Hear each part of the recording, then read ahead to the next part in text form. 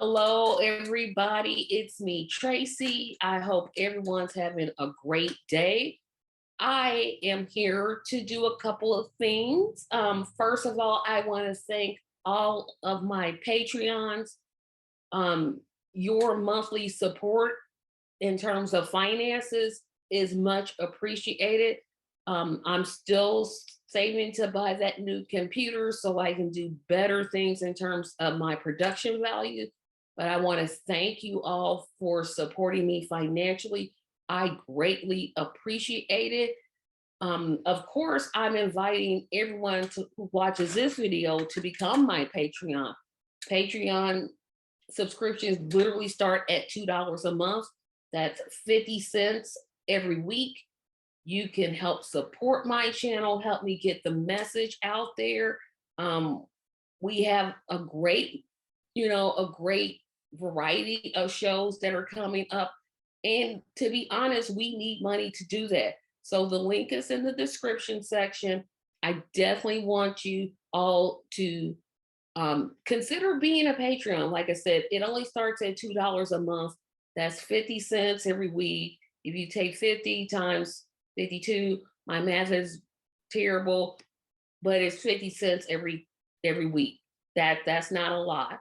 And trust me, I put the funds to use in terms of buying my Zoom space, keeping my website up. Those things are not free. I also would love for you to subscribe to my channel if you have not. My goal within the next 2 months is to get 150 subscribers. And right now I'm at 82. So that puts me a little bit like halfway there. I'm like, let's see, half of 150 is 75. So I'm about 7 above halfway there. And I feel I can do it, but I'm inviting, my subscribers and anyone else to share my videos. Facebook goes by those sharing video algorithms. I don't quite understand the whole thing, but the more people that watch the videos, they're more likely to suggest things that I'm doing. Of course, like the video. Again, with the YouTube algorithm, the more likes we get, the more that my channel will come up in terms of suggesting. I have some lofty goals, and I seriously and honestly, I need your help in getting those goals met. I can't do any of this by myself, and I really appreciate the support that I've been giving. Now I'm just asking us to push just a little bit harder, get those Patreons up, please. Get those likes up, get the shares up, and let's do this. Let's get those 150 subscribers and beyond. Let's get this message out there to the people so that we can have positive videos talking about social issues and getting to answers and those type of things. So I definitely appreciate, again, everyone who has supported this channel. It was started 2 years ago, and over those 2 years, the shows have changed, but the mission has not. The mission is still to provide quality content for people to watch and enjoy. And I just, again, I can't say thank you enough. I know I've said it like a lot of times in this video, but your support is so much appreciated. I hope this video finds you in peace. Please, please, please look at all the links that I've provided. Make this channel great. Be great. Have a great day. Bye.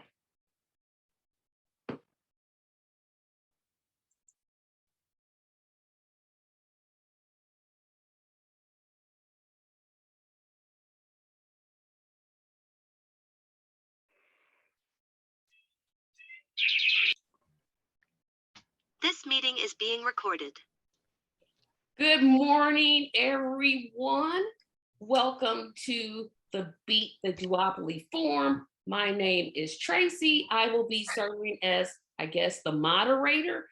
We're going to share my screen, but first, before I get started, having everybody introduce themselves and telling where they're from, I want to remind you this video will not be available in its entire format. You're going to have to be a Patreon to get the entire thing. Of course, my guests will get the video privately, but to be a Patreon, go to my website, tracymediallc.com, and the links are there. So I want to talk about why I did this panel, and then kind of get into what we're going to do, and well, have everybody introduce themselves and then tell them what we're going to do. So I decided to do this panel because the two-party system makes me sick. It literally, it's frustrating to see people being fooled by it, especially when you tell them the truth. It's like you present them the truth and they still insist on voting for, quote, the lesser of two evils. So I'm like, well, what can I do? So I said, I'm going to create a podcast. I'm going to interview third-party candidates. I'm going to get them out there. Now, I haven't had a whole lot of luck getting some, but we'll address that a little bit later at the end. So this forum is going to be an overall discussion, just a generality. We'll all discuss our ideas. We may agree with each other. We may disagree with each other. So I will start to my right, have Athena introduce herself first, and then we'll go with OC, then Philip, then Sarah, Kiko, and then Mickey. That's Okay. how we'll introduce ourselves. So Athena, oh, and remember, tell where you're from, if you're representing the organization, and then go from there. Okay. My name's Athena Mason. I am part of the, group individually representing People's Party of Texas. I'm in Dallas, Texas, and we just had our founding convention this year. Just literally within this past month, became a nonprofit corporation. So very slowly, we're trying to become a new major party in Texas. And that's all that's all I'll introduce myself for now. Okay, thank you. OC, you're next. Hi, good morning, everybody. My name is OC or Osita, whatever you want to call me. I am the vice chair of the People's Party of Texas, but I'm not here to speak for exactly every single member. I'm just here representing in my own individual capacity, but still want to. I'm still like here to shout out People's Party of Texas while I'm here, but I'm the vice chair. We're an organization focused on community aid and I don't want to say electoral reform, just let's say electoral to say electoral in general. There's a lot of work that needs to be done just in that space. So yeah, I'm in Dallas, North Texas. We're new. We just filed to sorry, my dog. We just filed to officially, be a 527 political party, and we're excited to,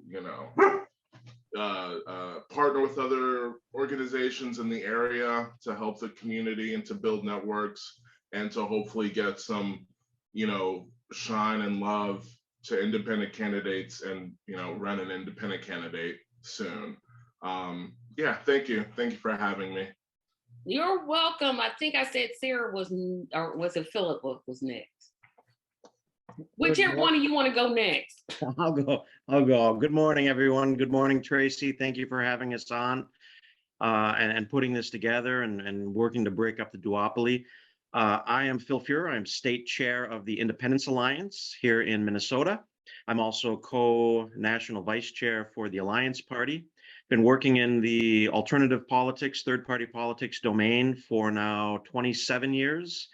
And one of the things you've got to do to break up the duopoly is stay with it.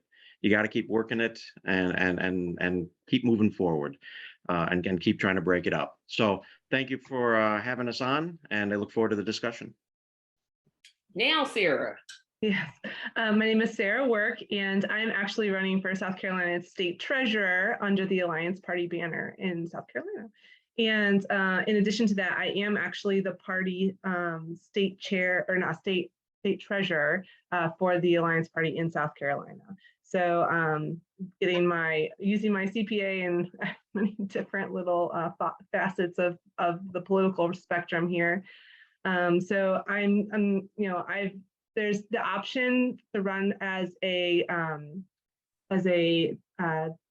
double candidate, like you can run as a Democrat or a Republican and a third party candidate. This is the last year you can do that in South Carolina.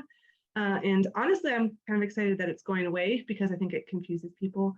But I think that unfortunately with that going away, it usually takes some bigger names, mainstream candidates away from third party candidates. So anyway, this is kind of what introduction as to what's going down here in South Carolina. Okay, Kiko, you are next. And notice I said Kiko. I got it right this time. That's good. Hello, comrades. My name is Jerry Scruggs, but I do prefer Kiko. My background is in foreign languages and literatures. I recently obtained my PhD in Spanish at University of Tennessee, Knoxville. And so languages and culture are basically my life, but I have a strong interest in politics. I always have had a strong interest in politics. And so that's the reason why I created my podcast, Kiko's Free Thinkers Forum, as a way to promote anti-establishment candidates, third party, independent people. I don't have a lot of hope in the electoral system, but I do believe that giving people information so they can make their own decisions is the best way to kind of go about it.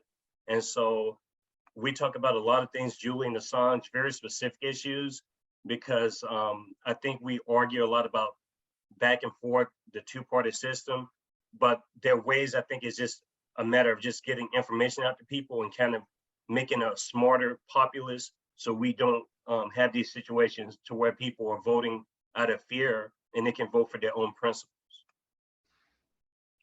Okay, last but not least, my friend Mickey. My name is Mickey. I live in far northern New York, in the boonies, in a solid red area. I've been supporting third parties since Ralph Nader. I don't belong to any organizations, and I'm not physically active anymore because I physically can't be. But I support third parties as much as I can. Okay, everybody, again, thank you so much for doing this. So I'm going to attempt to share my screen again. And audience, please know that I'm trying to still learn Zoom. So if you see something you shouldn't see, just take it in stride and just know that I'm trying my best here. So we're going to kind of go over what we're going to do today. And of course, there you go right there. Okay, so can everybody see that beautiful screen that I just created this morning? Okay, so of course, this is the Beat the Duopoly. So we're going to talk about some of these general things. And of course, this is why I called it tentative, because I just thought of something I didn't include and I want to talk about it first. I want to talk about why even have a party, why we know the two-system party, why the two systems is horrible. The public knows it, but yet the public still votes for the duopoly for some reason, and I still can't understand why the third option is better. I want to have a discussion on, do we even need parties? There's been a growing concern among some people that we don't even need political parties. I tend to disagree with that, but that's my opinion. We know the issues. We'll take a break. Then we'll start talking about effectively running campaigns. I want to talk about why we can't be our own campaign managers. how we need to recruit volunteers.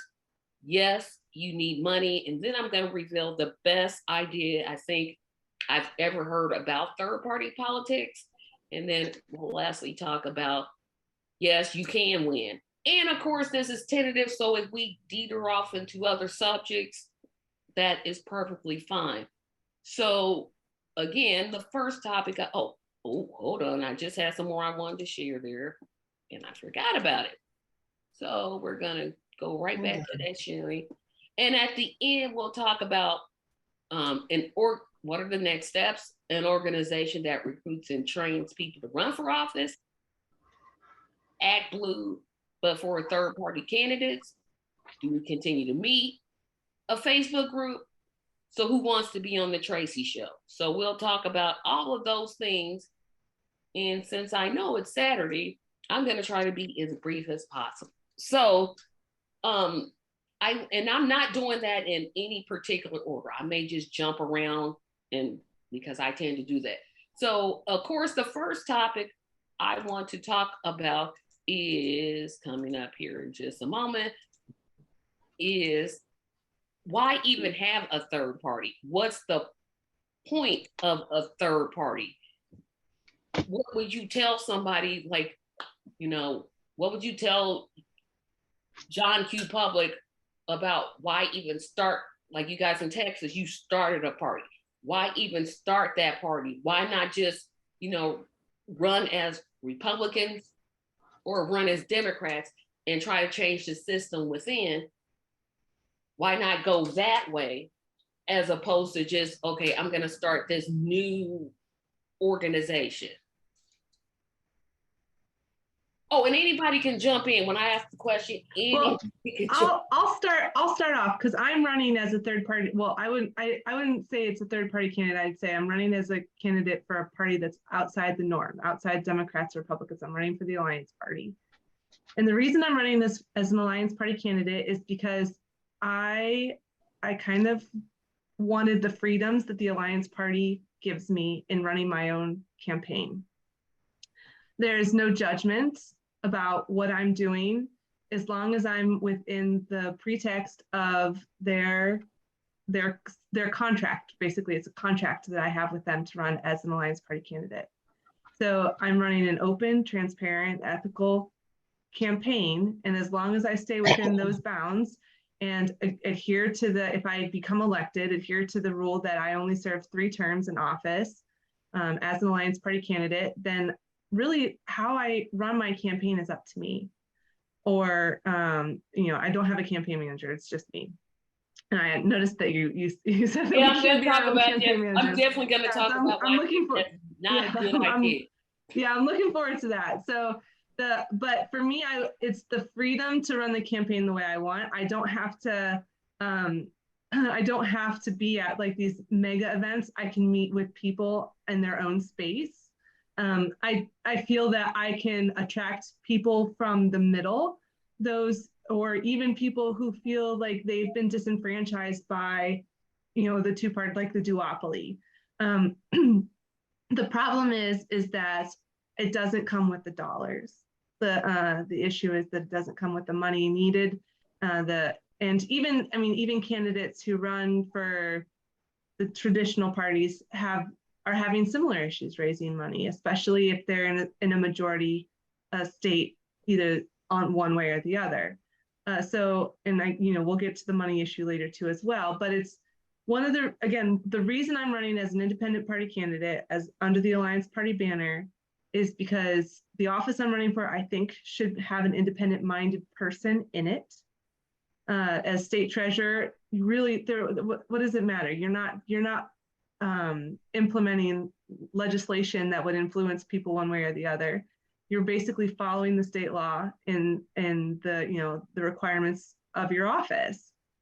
There's nothing that's really political about that.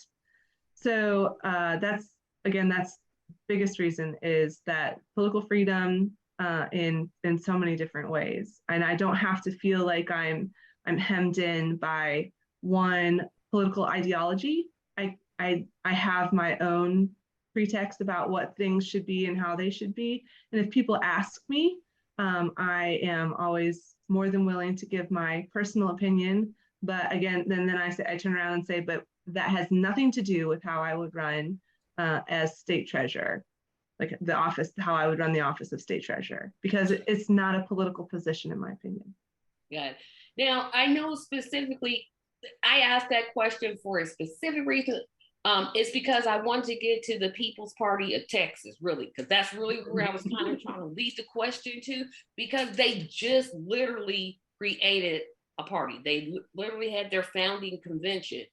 And so what I'm curious is, because I'm involved with the Green Party of Indiana, the red state, the reddest of red states. Well, Texas is red, but Indiana is like Texas Junior. Like we're Texas, like we're junior to Texas. In other words, our politics are very red. And so we're trying to, although the Green Party's been around a long time, we're trying to get, people active in trying to explain why it is we formed it. So I'm really curious from either Athena or OC, it's like, what made you all think, you know what? This system stinks. This system stinks. The Green Party stinks. We don't like the Libertarians. We don't like this party. We're just going to do this specific thing and form a completely new party. Because I think that takes a lot of work. Yeah, for sure it does take a lot of work. We're finding that out, but it's a labor of love. I would say that, speaking generally, maybe for me, I would say that the Democrats and the Republicans specifically are top-down money-raising organizations. And I think that to try to work effectively within either of those two parties is extremely difficult because you're controlled by the party.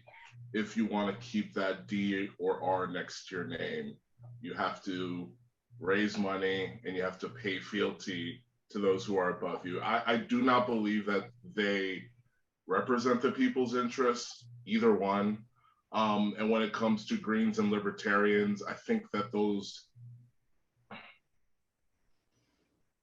to even a certain extent, are controlled opposition of the Democrat and Republican Party. I do not think that, first of all, their ideologies are a bit too narrow to, I think, really effectively become a major party.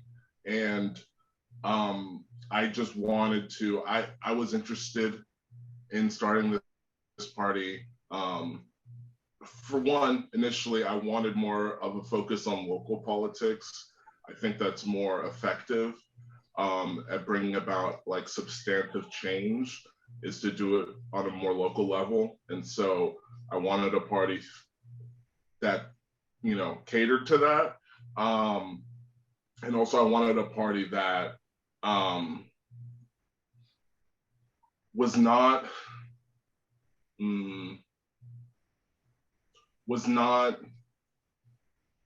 already, well, I won't say that, but I did want a party that did focus more on the local level and was seeking to deal with actual problems regardless of their politicization, like to improve the lives of the constituents.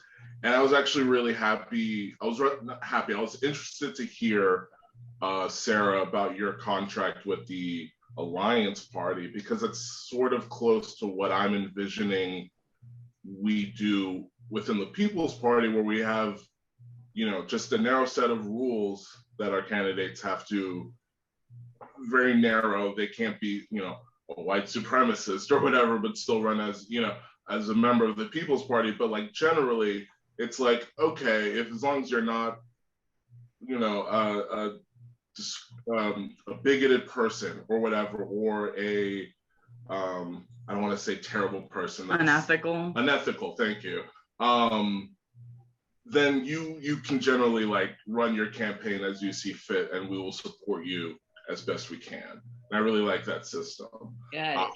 And also, I'm about to go away from the agenda. See, that's why I'm glad I called it tentative, because OC just said something that got my mind wondering, and I want everybody's thoughts on this. So there's a new party being formed. I want to talk about two specific parties and some of the mistakes that I think that they're making that other third parties can avoid.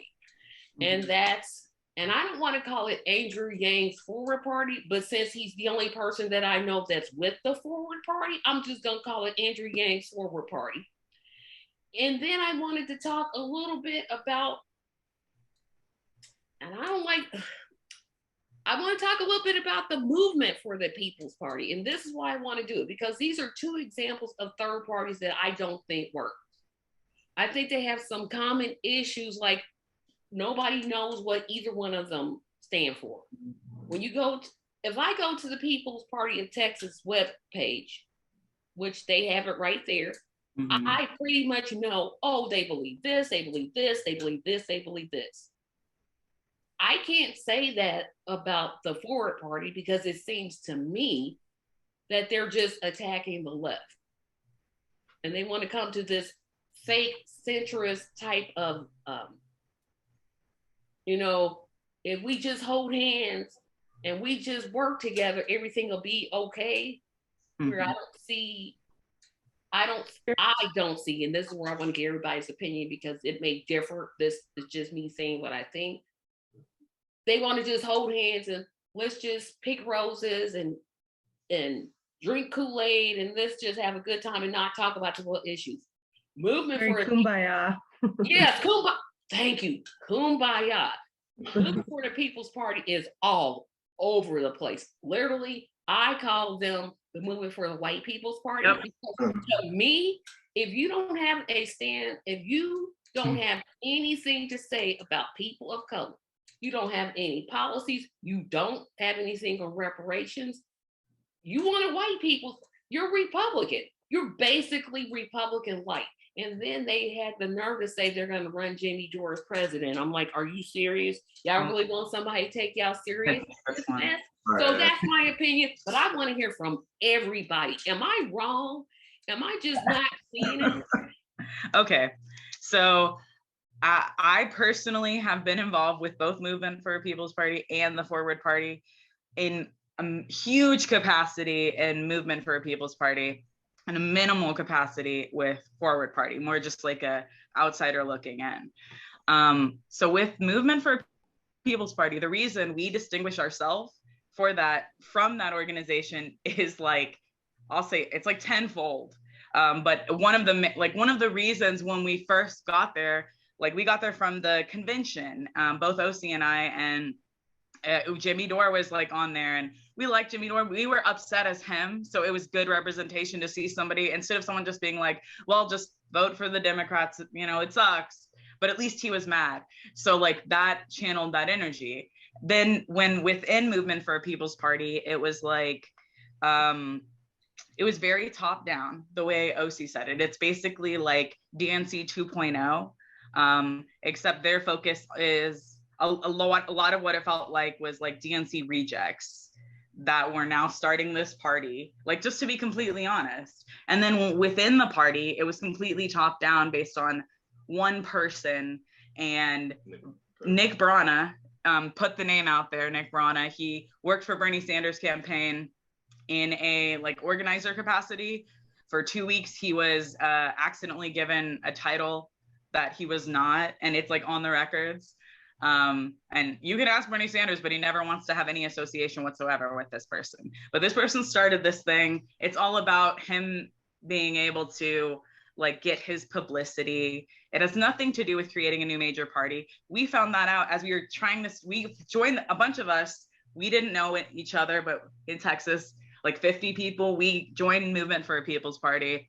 We got with the lawyer. We went through the process of having a state executive circle and creating our bylaws and everything that you're supposed to do to start a party, at least the first part.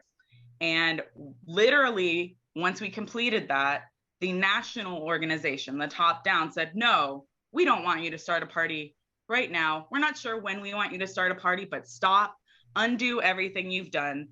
All these months of work that you've put in, don't do that. So what happened was we dissociated, we disbanded from that organization. Some people stayed with that organization. And then those of us that didn't proceeded with what we'd been working on for months, what we thought was the thing that we were told. We were going to create a people's party in the United States. And we had all these people, because, you know, just the idea of people voting third party is hard, but imagine it's an even smaller amount of people that are like, all right, let's do this. And you get them all together and then you completely demotivate them. And you're like, nope, stop what you're doing. Don't do that. It was, you know, like all of our energy, all of our enthusiasm was killed. That's why the top down, in my opinion, is just, it's not going to work. And I see the same thing with the forward party. It's just completely top down. They want, like, if you make any kind, I understand branding, but like, if you make any kind of branding within your state that everyone approves, throw it away, because it doesn't matter. What the state wants doesn't matter. What matters is top down. So with the forward party, I'm seeing a lot of the same. Yeah, very kumbaya, very, I won't be very specific about what I saw, but it was very like, if you talk about any kind of cultural issues, any racial issues, any like female or LGBT issues, whatever, even though it's not like how issues are packaged, whatever, it's like, that's not welcome. It's like immediately attacked. And again, this is just in the like organizer forum, like the people that are interested in doing work. So, and I know I kind of like talked really fast, but it's very upsetting to us. We thought maybe this is an op, because you get all of these people that are so enthusiastic together. Like we had like 250,000 people or something like that in the Slack initially. And within like 6 months, there were 50 active people. And they were just banning people. They completely kicked out the entire Black Voices circle when they demanded that the movement for a People's Party have something to say about reparations. Yeah, that kind of disappeared.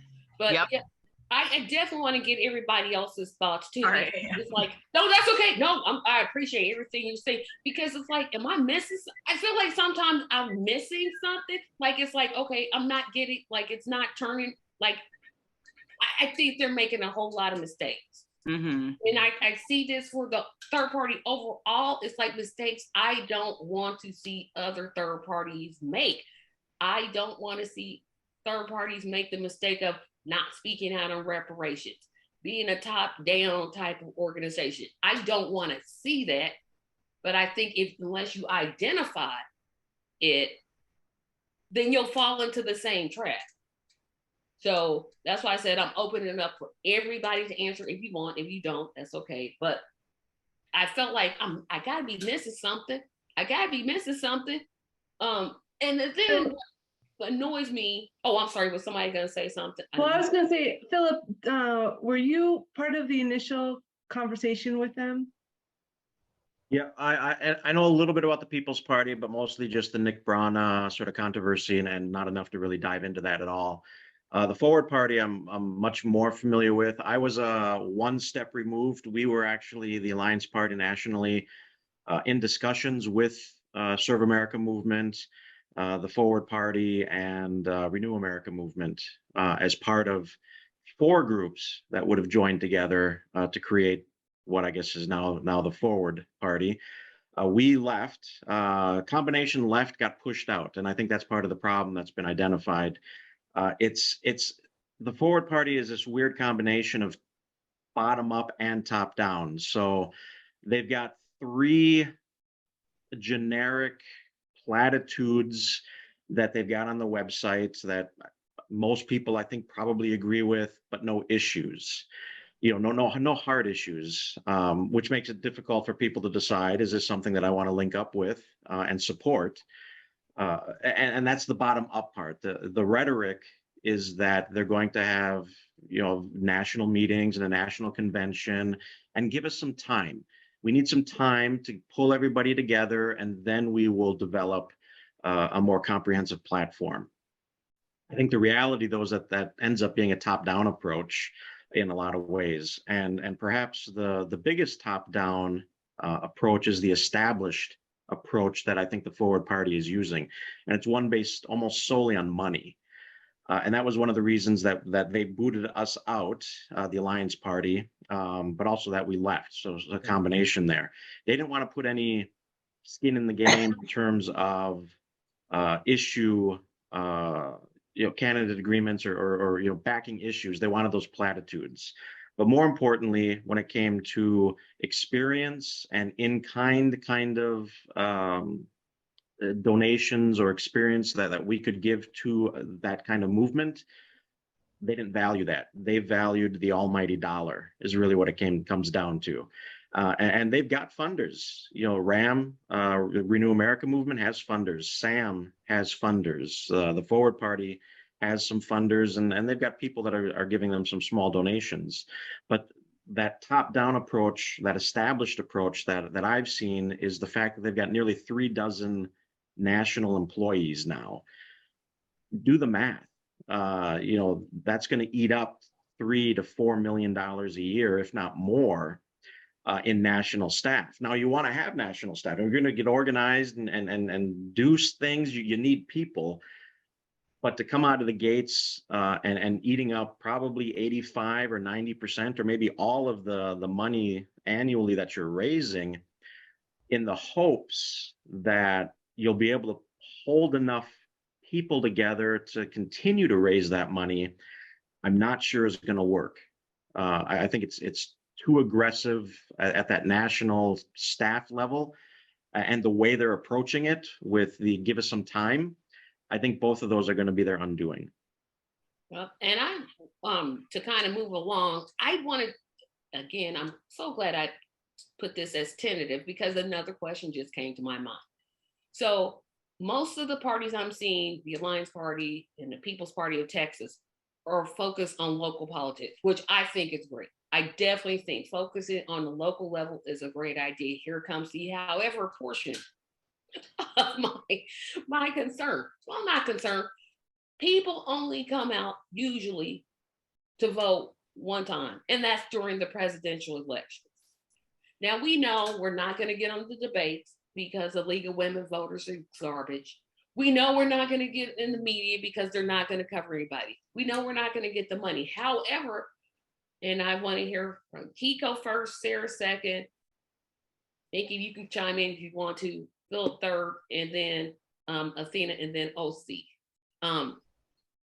Have we ever thought about the possibility of all the third parties, well, minus a few because some are a little bit to the right, and I'm like, I don't got time for that. But have we ever thought, gee, let's all come together, support one candidate, like all of us take all of our resources for this one presidential candidate and support that candidate. Now, locally, you can run people under the People's Party of Texas, the Yellow, Green, Blue Party, People's Party of Indiana, whatever you want to do. But I think a part of me thinks, well, why don't we just all come together, support one presidential candidate, and I'm specifically talking about president, and then maybe that could mobilize people?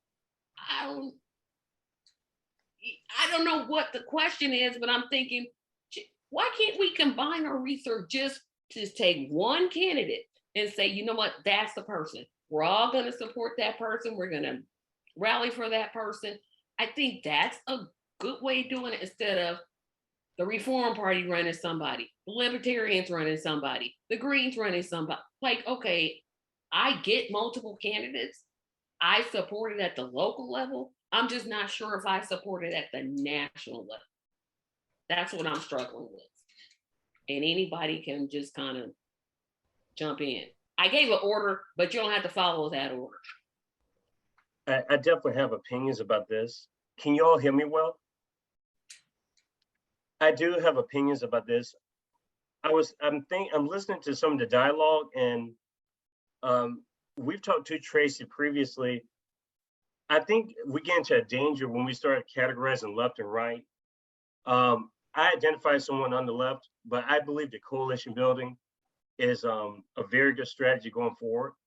I don't think we need to ostracize people who are right, because at the end of the day, no one's going to be able to come to that conclusion using your premise to vote for a presidential candidate, for instance. Based on that commentary alone, that would never work out, because no one would ever come to an agreement to support one person, all the third party and independent people together, because the principles are too different for someone to coalesce behind one candidate, for instance, for president. That's my personal opinion. And that's just talking to a lot of people on the ground, people who are very politically conscious. I think coalition building is different than supporting one candidate just for a presidential cycle. I think that's a very different conversation and a very different approach.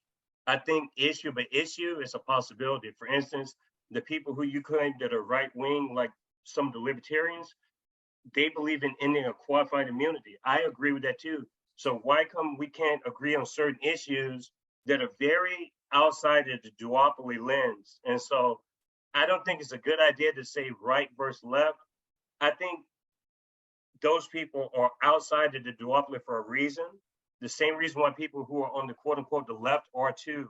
And I don't even think that the left is as prevalent as people make it seem. I think a lot of people who are labeled right have a lot of common ground with people who are actually part of the political left. I just think that we get so caught up in the labels, and we need to focus more on, we agree that the two parties don't work out at all. And so let's look at the issues and then sort of go forward like that. And I think a lot of people are willing to work with people, but it has to be an issue-based approach. Okay, now I believe in labels, obviously, clearly, because I keep using them. So because that's just easy for me to identify. I'm just gonna slightly disagree with one thing you said. I'm not trying to build a coalition with the KKK. I don't want to. It don't interest me. If you're talking about, I'm gonna end abortions, we're not talking. What we talk? No, we not having no conversation.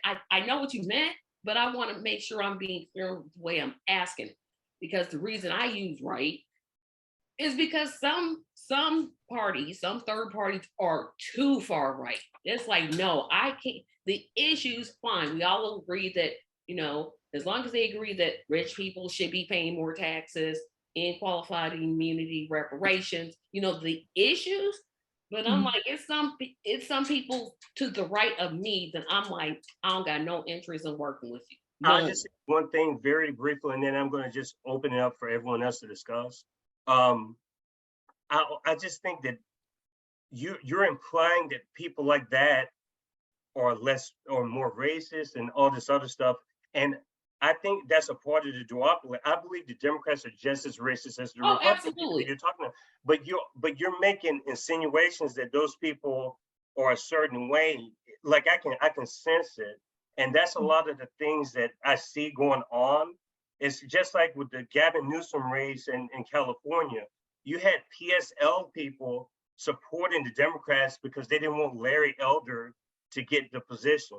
And I think that's so weird. If you're a political party, stick to your principles and stop voting out of fear based on somebody else to make it. I'm not disagreeing with you. I'm just kind of like taking a detour because, like I said, I use labels. Maybe I shouldn't, but I do. I just don't think that many people are KKK. Like, I think that this is just a distraction. I don't think most people are like that.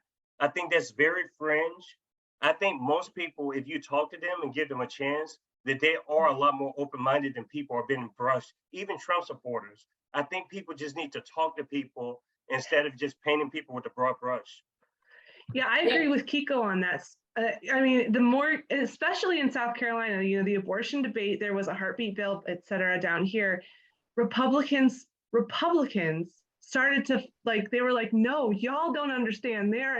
You cannot whitewash this whole subject and leave it for the people to figure out.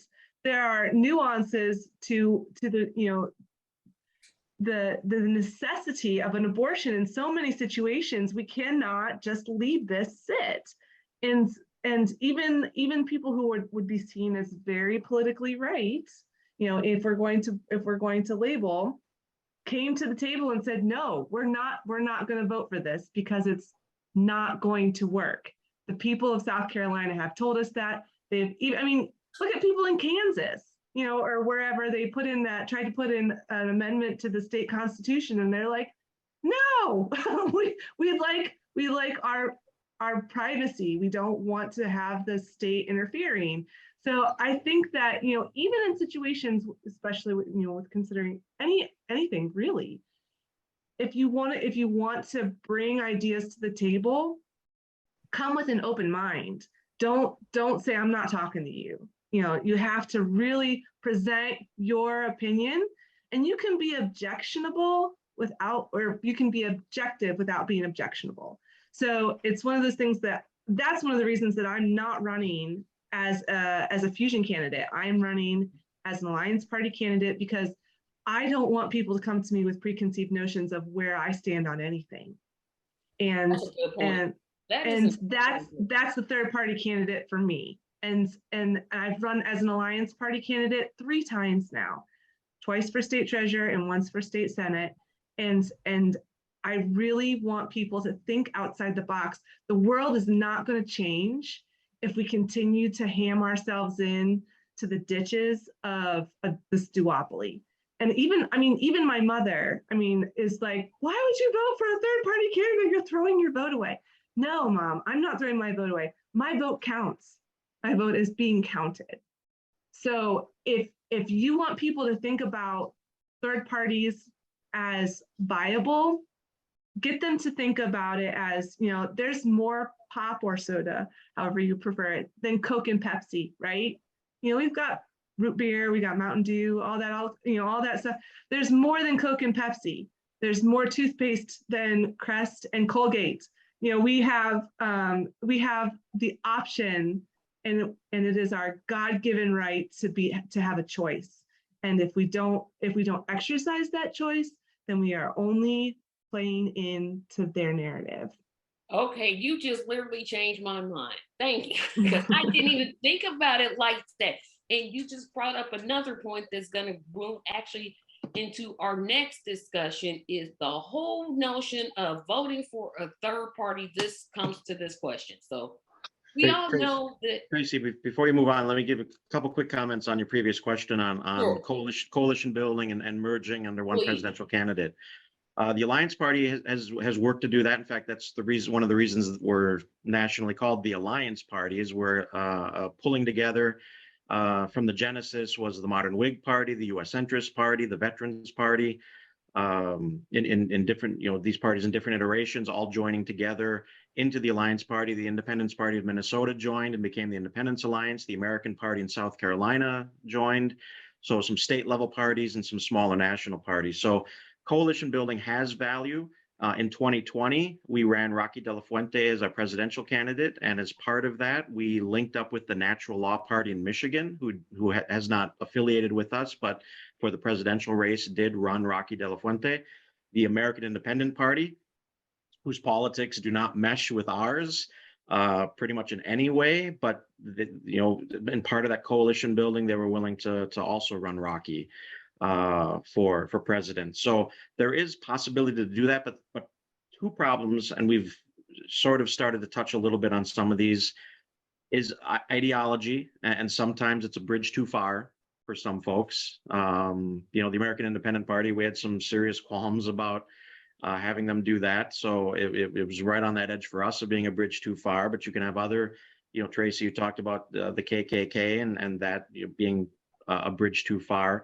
The others may be power, as folks start to maybe glean some success, then, our way is the best way kind of mentality. And that can blunt some of that coalition building.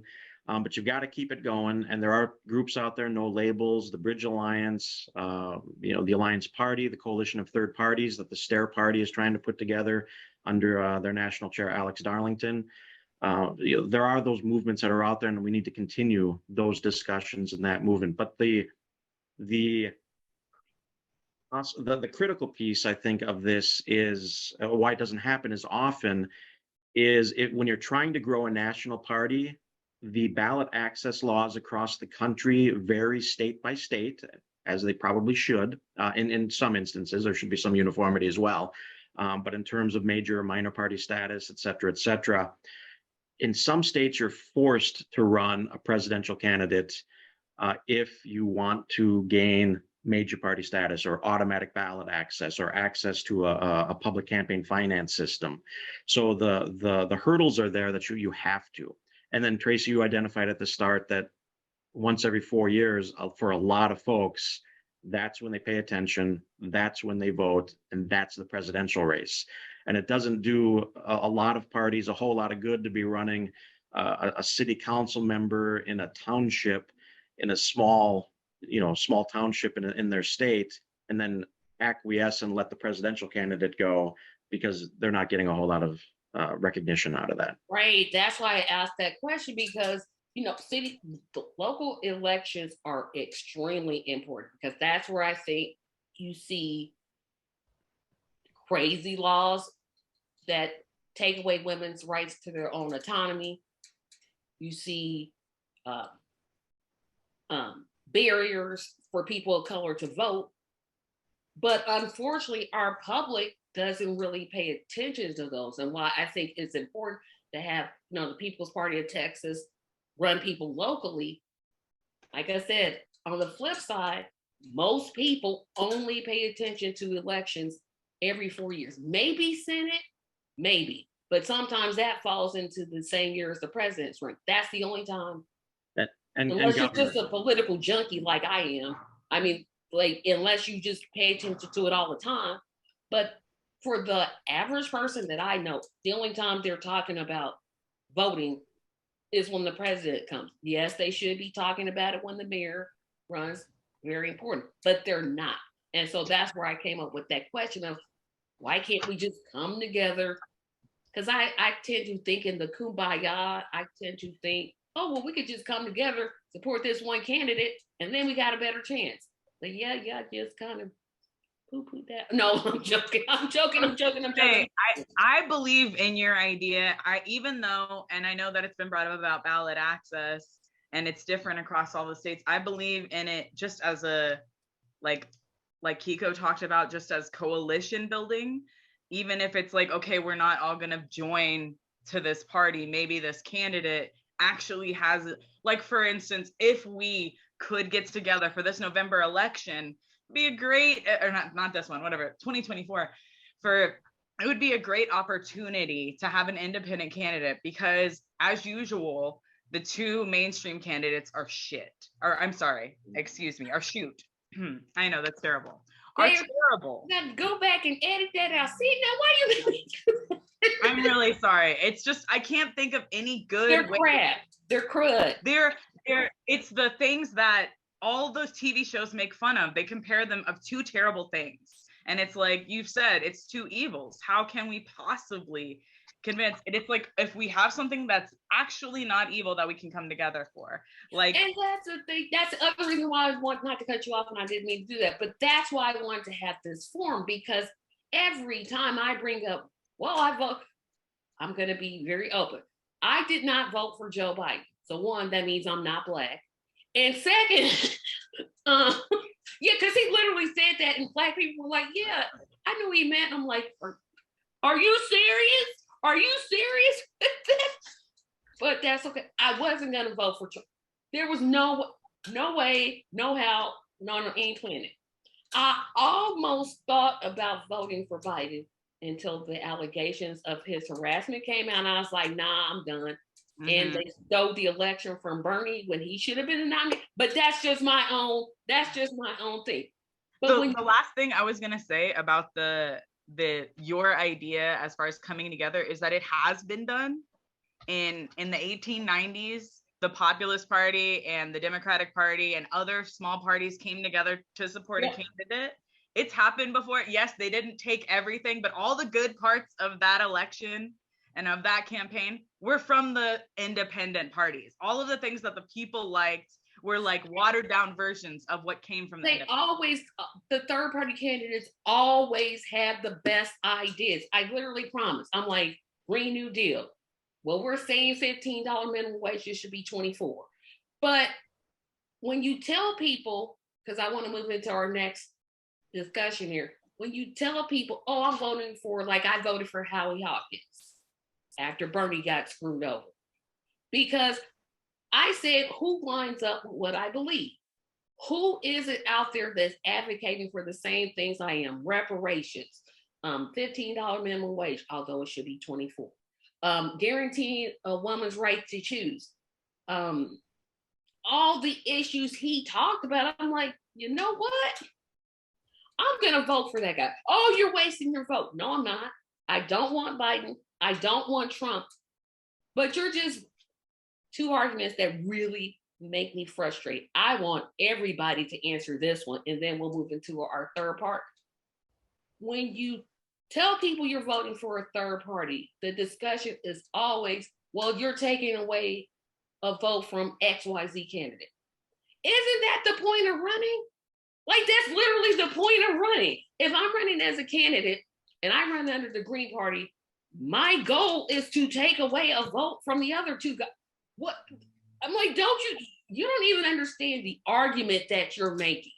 You're literally saying, okay, and I'm going to say this in Democrat and Republicans, because again, I'm going to be labeling, but just pardon me for labeling. When you vote, well, you got to vote for lesser of two evils, but don't you still have evil left? Like, if one person is evil and then the other person is evil, but you vote for one evil, you still have evil left.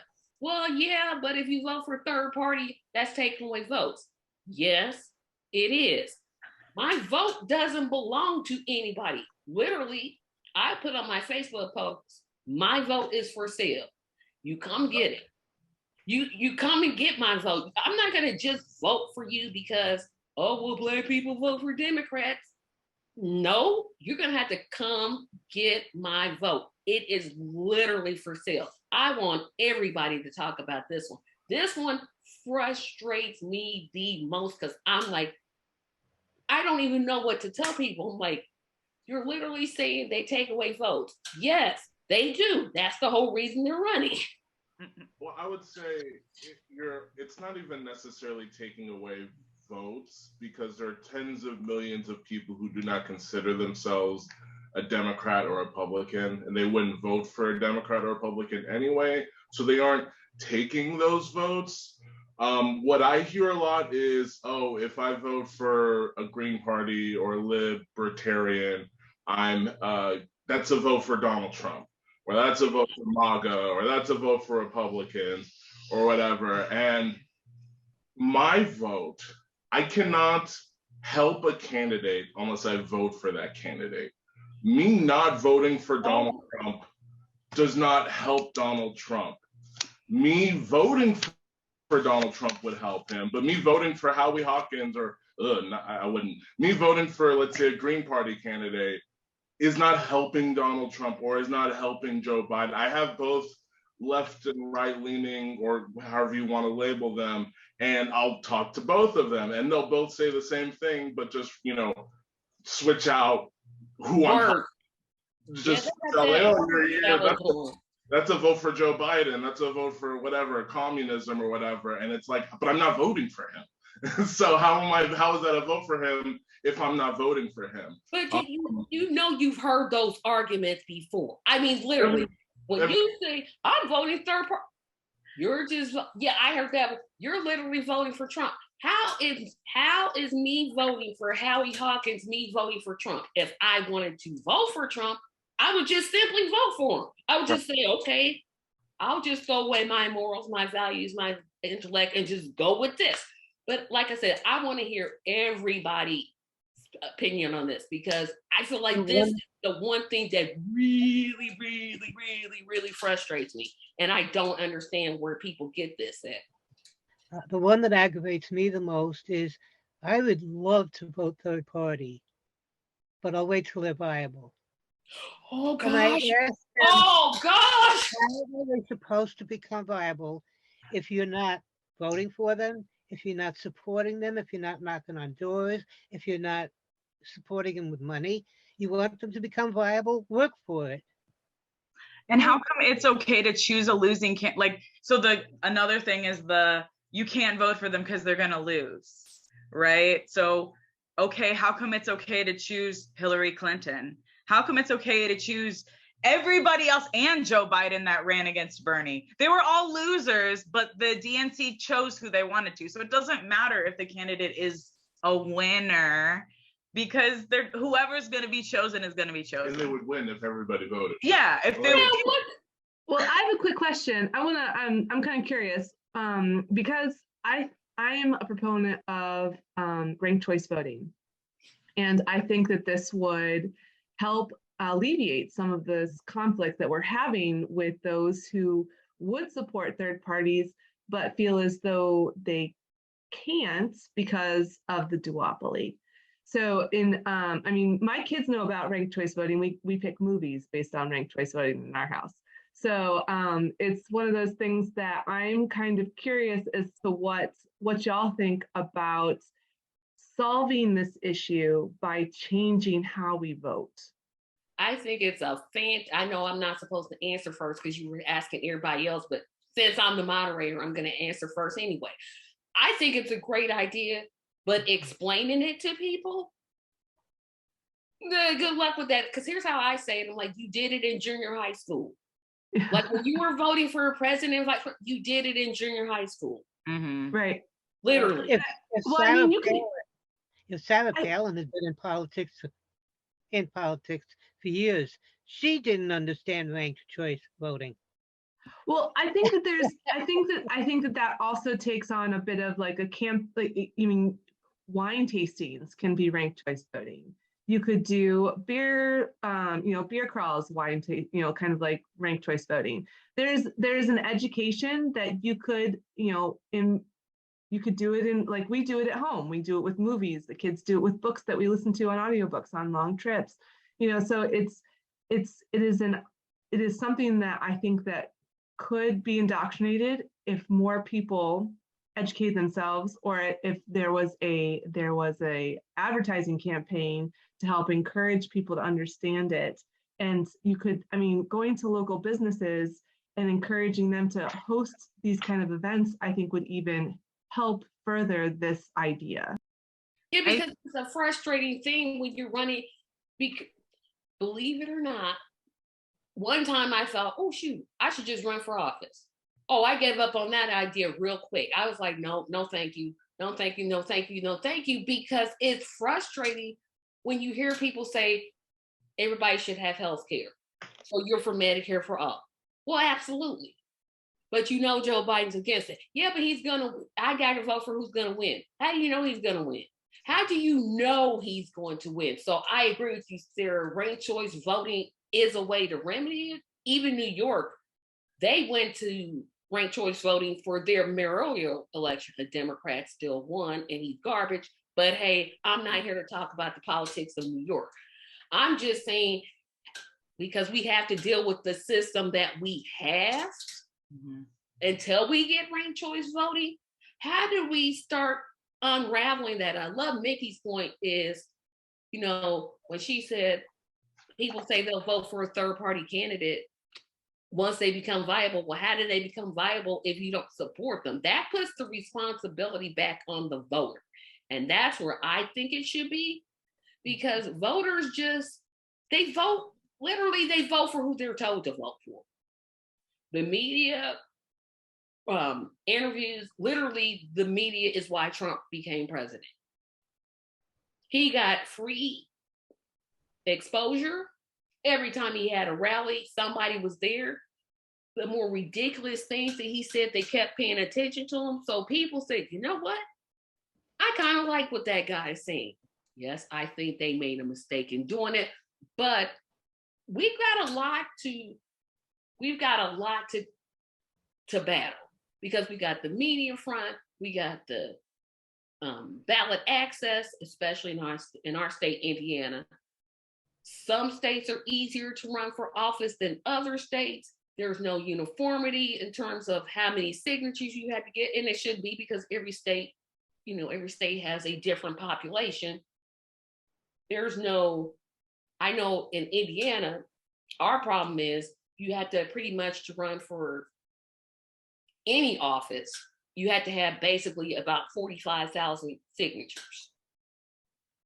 So if you are a third party candidate, well, pretty much you have to have 150,000 because you know they're going to throw out a whole bunch of them because those offices where they validate the signatures are already ran by the duopoly. So they're going to throw out as many as they can. Then if they somehow cross that banner and they get the signatures, then they have to deal with, I can't get to the debate. Nobody's inviting me. Nobody's, I can't get newspapers to interview me. I can't get, I can't knock on doors the way I should because I don't have enough volunteers. There's a whole slew of issues, and what I want to concentrate on with the next discussion is talking about how we can alleviate some of those options. How do we, with all the barriers that I just kind of laid out, how do we get to the public? And please don't say social media. Just don't let that be your answer, because yes, social media is very important. It's free. Got it? Good. But besides social media, what is it that you all are doing? And I know that Mickey and Kiko can't answer because they're not in a political party per se, but what are the rest of you guys doing to get the message out there? Are you door knocking? Are you appearing at community forums? Are you going to churches? What is it specifically that you're doing to reach the public? Because you know you're not going to get on WTV or MSNBC. None of those people are going to call you. Oh yeah, go ahead, Philip. Well, I was going to say, Tracy, you need to do social media and then set up a GoFundMe page. No, that's a joke. That's a joke. I was gonna say, do not say so. I'm gonna mute you. Do not come on here and say some social media. We know social media is important. And a GoFundMe page, and all the money's going to roll in. That's two of the things that candidates always want to believe. They never want to fundraise. I'll just put up a GoFundMe page. I think I've seen one GoFundMe page out of about 150 that I've really looked at that have actually worked. It's not a strategy that works. But so here's the thing. I think if you're trying to grow a party and grow a movement, you have to decide if you're going to run legitimate candidates, serious candidates, people that are serious about running, or do you want to have what I call paper candidates? And that is simply getting a name on the ballot. And I think too often, too many parties want to run paper candidates. That in some ways can build a brand. I mean, you're on the ballot, people can vote for you. But if they're not serious about their run, then you're not getting the message out. And so it's a tough nut to crack. But step one, I think, is running serious candidates. And the media, as tough as it is to crack that, you run enough serious candidates, folks that are out there and they're going door to door. They are putting out press releases. They are developing some plans and strategies for the issues of the day or their local issues. That begins to crack the wall a little bit and get some attention. The other piece would be probably run more local races. The petition requirements are a lot less, and sometimes there is no petition requirement. You just have to pay the $25 school board fee or whatever, and relatively nominal cost. But those, I think, are the two strategies. Run some more local races. Again, we've talked about some of that problem there and people paying attention, but maybe more importantly is run serious candidates. I will not, to the best of my ability, not run paper candidates. I don't think it serves any purpose. You get a cookie. Philip has earned the first cookie of the day, because that is my number one frustration with third-party candidates. It's like they're just running because, well, we could get on the ballot, and then no, you have to. That was the other reason. Well, there's several reasons why I decided not to run for office, but that was one of them. Do I really want it, or am I just trying to prove a point? And I was like, you know what? I can talk about issues without running for office. Maybe it's not for me. Maybe, but you get a cookie. That's exactly what we need to do, is run more serious candidates. Now, Athena or OC, did you guys want to answer, or can I just move on to the next point of what?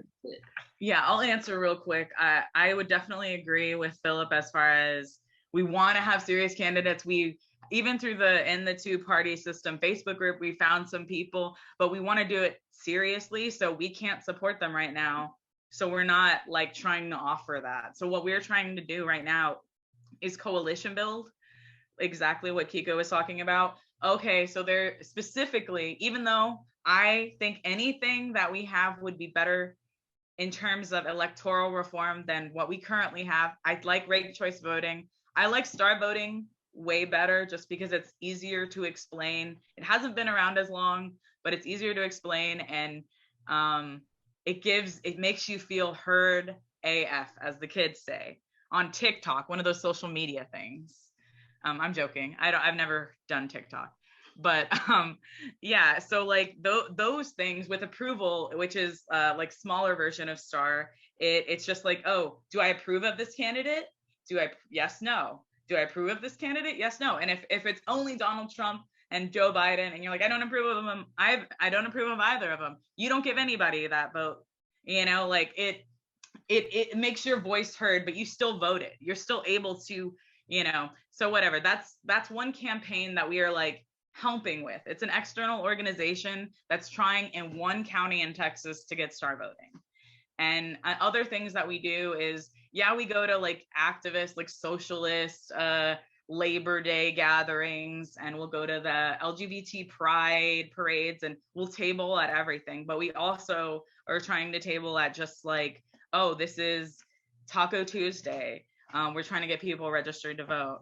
Oh, this is, you know, the opening day at school. We have a bunch of binders and stuff that we've collected that were going to be thrown away. And we just like made them new. We're giving away some binders, you know. So we're trying to, there's a thing called Spunky Town Fridge, and we're just all taking turns volunteering for them and doing whatever for like the different networks within this like feeding, you know, community mutual aid thing. And so we're just trying to be like, hey, where the other political parties say that they're going to be, and they're there for one day every 4 years, like on Thanksgiving or Christmas Day or whatever, and they're like, oh, look, I scooped something. We're there all the time. We've been there before this party.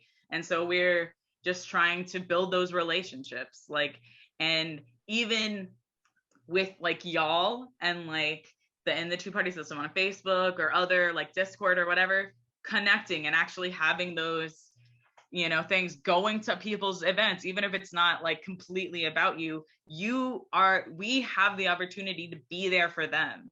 And one thing we've noticed is there's all these like in Texas, like all these like 5 to 10 people in a group doing stuff all over the state. And it's like, why aren't we, like you said, Tracy, just coming together and having this network so that everybody in these areas, even if they can't get the help from the government because it's not functioning, we can help each other out. And so that's how we're trying to do it. I one day hope, you know, we can support real serious candidates. But for now, we're trying to like build the infrastructure for there to be a political party that is what it claims that the other two parties are. They care about family, they care about workers. Well, we're workers, we have families, and we're in the trenches. So yep, and it's see, I didn't know if you wanted to answer. No. Okay, because it's my contention, and this is just me. I don't think the Democratic Party wants to codify Roe v. Wade. I seriously don't. I'm like, you had 3 presidents. Exactly. Clinton, have every Obama, opportunity. Biden. You just now thinking that, and it's not a fundraising tool. If we codify Roe v. Wade, which we should do, we should absolutely codify Roe v. Wade. What are they going to raise money on? They can't say that they codified Roe v. Wade, like that they did what they said they were going to do for. You know, that would make sense, Athena, but that's not the way they think. I know. Let's put up a threat. Then say we're going to solve it. Then when we get elected, don't solve it because the Republicans got in the way. Then we go back with more fundraising letters to say, see what they did to us? We're trying. I absolutely agree with you. They could say, hey, we did something. We said we were going to do it. We did it. Give us money. No, they got to, it's that fear base. And that moves me into our next discussion. And I absolutely want to hear everybody's opinion on this one. What if you were talking to, not me, because I definitely think third parties are better than the whatever the garbage that we have now. If you were talking to John Jones, I'm just making up a name, and he's not a strong voter, but he votes every 4 years, and he votes, I'll say he votes Republican because he's against abortion, he's anti-LGBT, he's anti-rainbow community, he's for gun rights, he's for, I'm trying to think of something else, he's for limited government. If you're talking to that person, what would you say to that person if he asks, well, why are third parties better? What would you say to that specific person in telling them why third parties are better? And I'll start with Mickey. Well, I would ask him, do you agree with everything Republicans want and don't want? Do you agree or disagree with everything the Dems want or don't want? Make a list. See what you want this country to be, how you want it to act and take care of its people. Make a list and then compare that list to the Dems and the Republicans and see how many of those of your wants line up with either one. How many of those that you listed don't line up with either party? And what are you going to do about it? Okay. And Philip, I'll have you go next. I often start with that same sort of line of questioning, of explaining that, from my opinion, the party's opinion, that politics is not functioning the way it should. And do they agree with that? Do they also see that there are issues within the political system, the rhetoric and the rancor and the combativeness of it? And typically that's a yes. I then tend to, depending on the vibe or what's going on, this is a common strategy that I use, which is then to say that, look, we're in agreement on that. And we all tend to know who's running for president. We know who's running for governor. We know who's running for US Senate usually. But at some level, each of us starts to tune out of the political system. And for me, it's judgeships. I don't do any, I just don't pay attention to the judges for the most part. But everybody's got that level where they start to tune out. You can even go specific and ask them, who's the state auditor? Who's your state senator? Who's your state representative? Who's your county commissioner? If you want to get sort of direct on that, there's some level that you start to check out. And if you're checking out and you don't know who some of these people are, then does it matter who you're voting for? And in some ways, I don't think it does. And so I try to tell folks, look, you've got races up and down the ballot.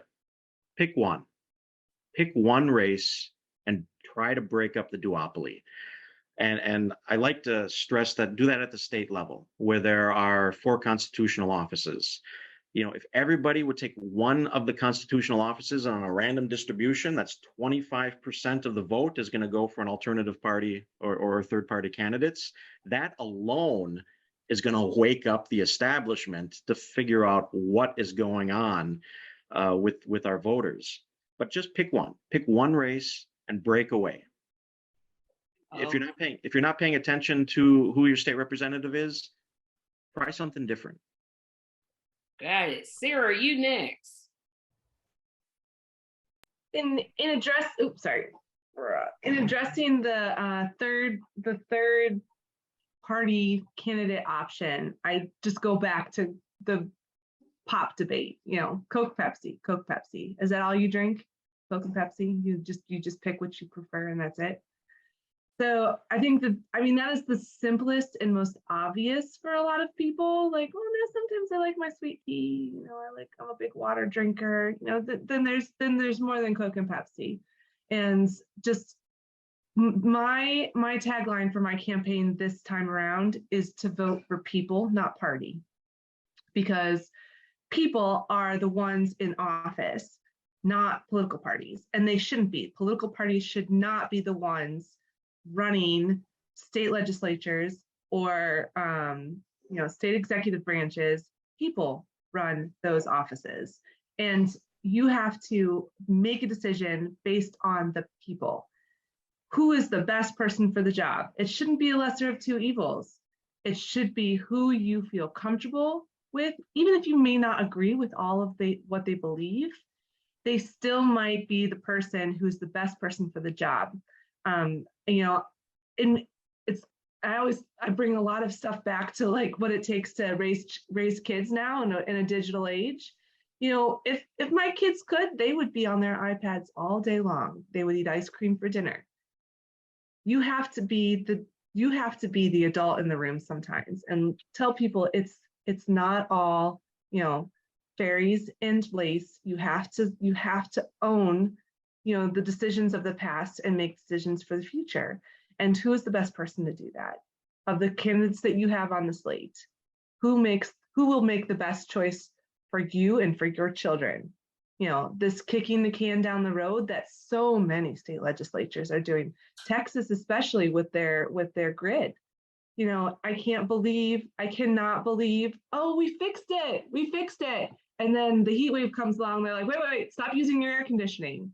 It's one of those situations is like, you are not fixing it. You are not helping me. Who is going to be the person that's going to suck it up, Buttercup, and get it done? So. And Sarah gets the second cookie of the day. It's not real cookie, so just virtual. Kiko, it's to you now.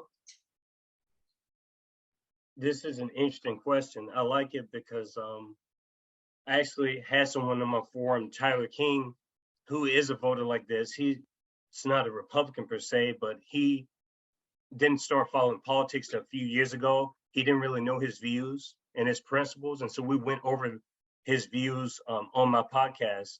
And the first thing I would say to a voter who, I guess for this example, identifies as a Republican, write down 5 or 10 of your principles, and we can actually discuss those principles, not talking points like I'm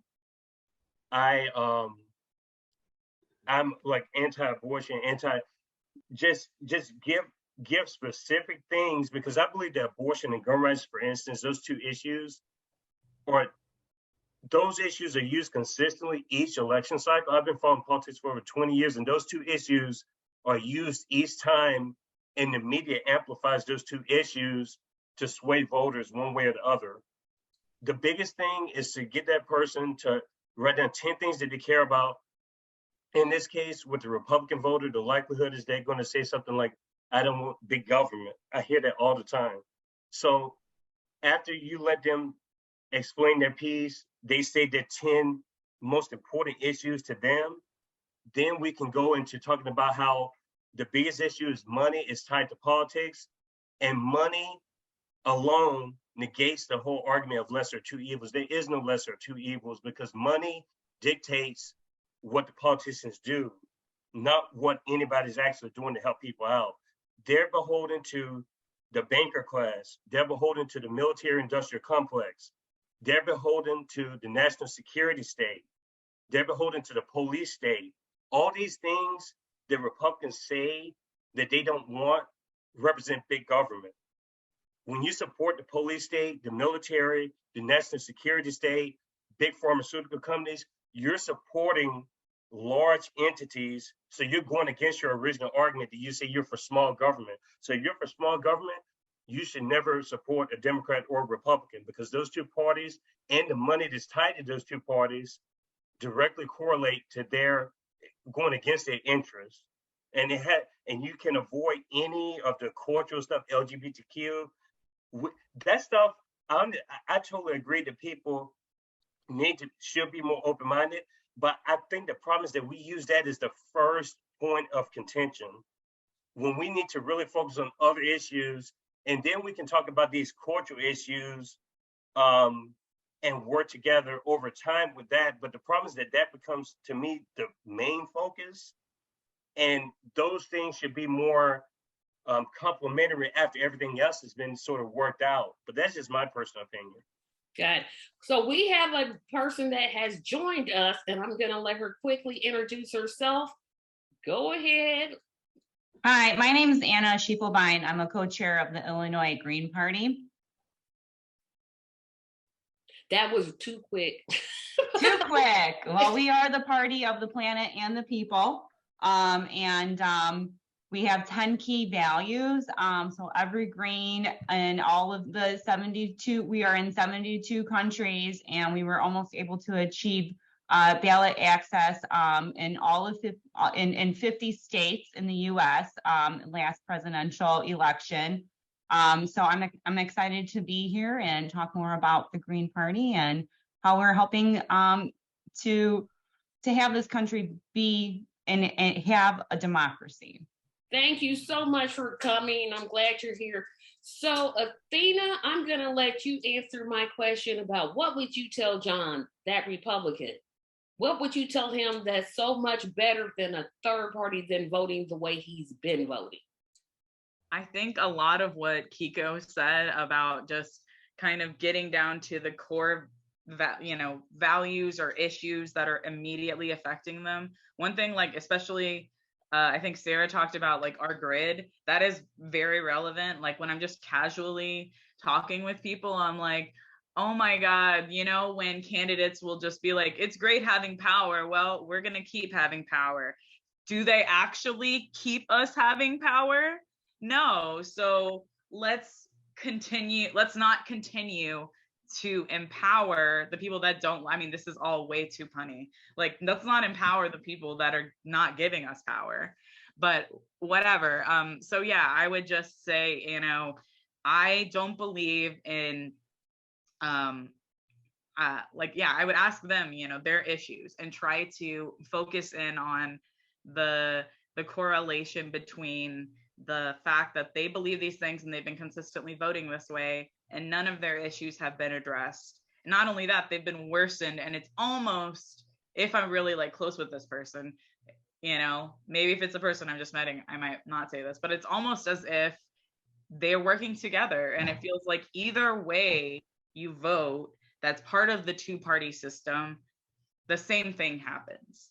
So the third party or the other option is actually something different. So at this point, personally, I'm at the point where whatever's going on, something different. If it is something different, I'm gonna try. If it's revolution, if it's, a third party, like, I'm ready. But not everyone is there, but we are really at this point of being repeatedly abused by this two-party system.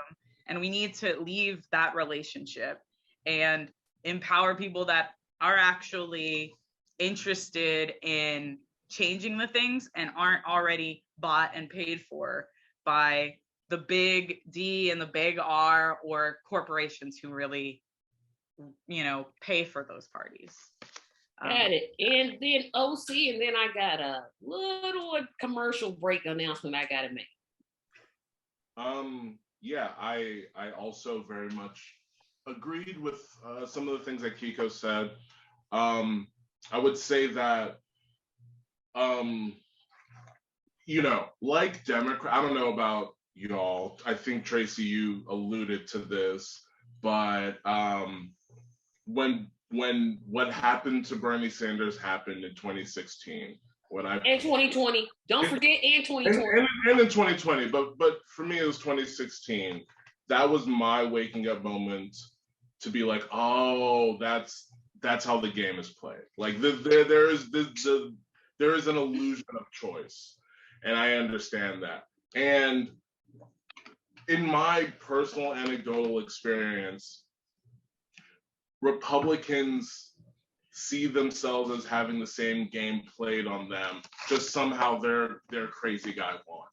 but they saw that the Republican establishment was trying to push people like Jeb Bush, and same thing with Democrats trying to push people like Hillary Clinton.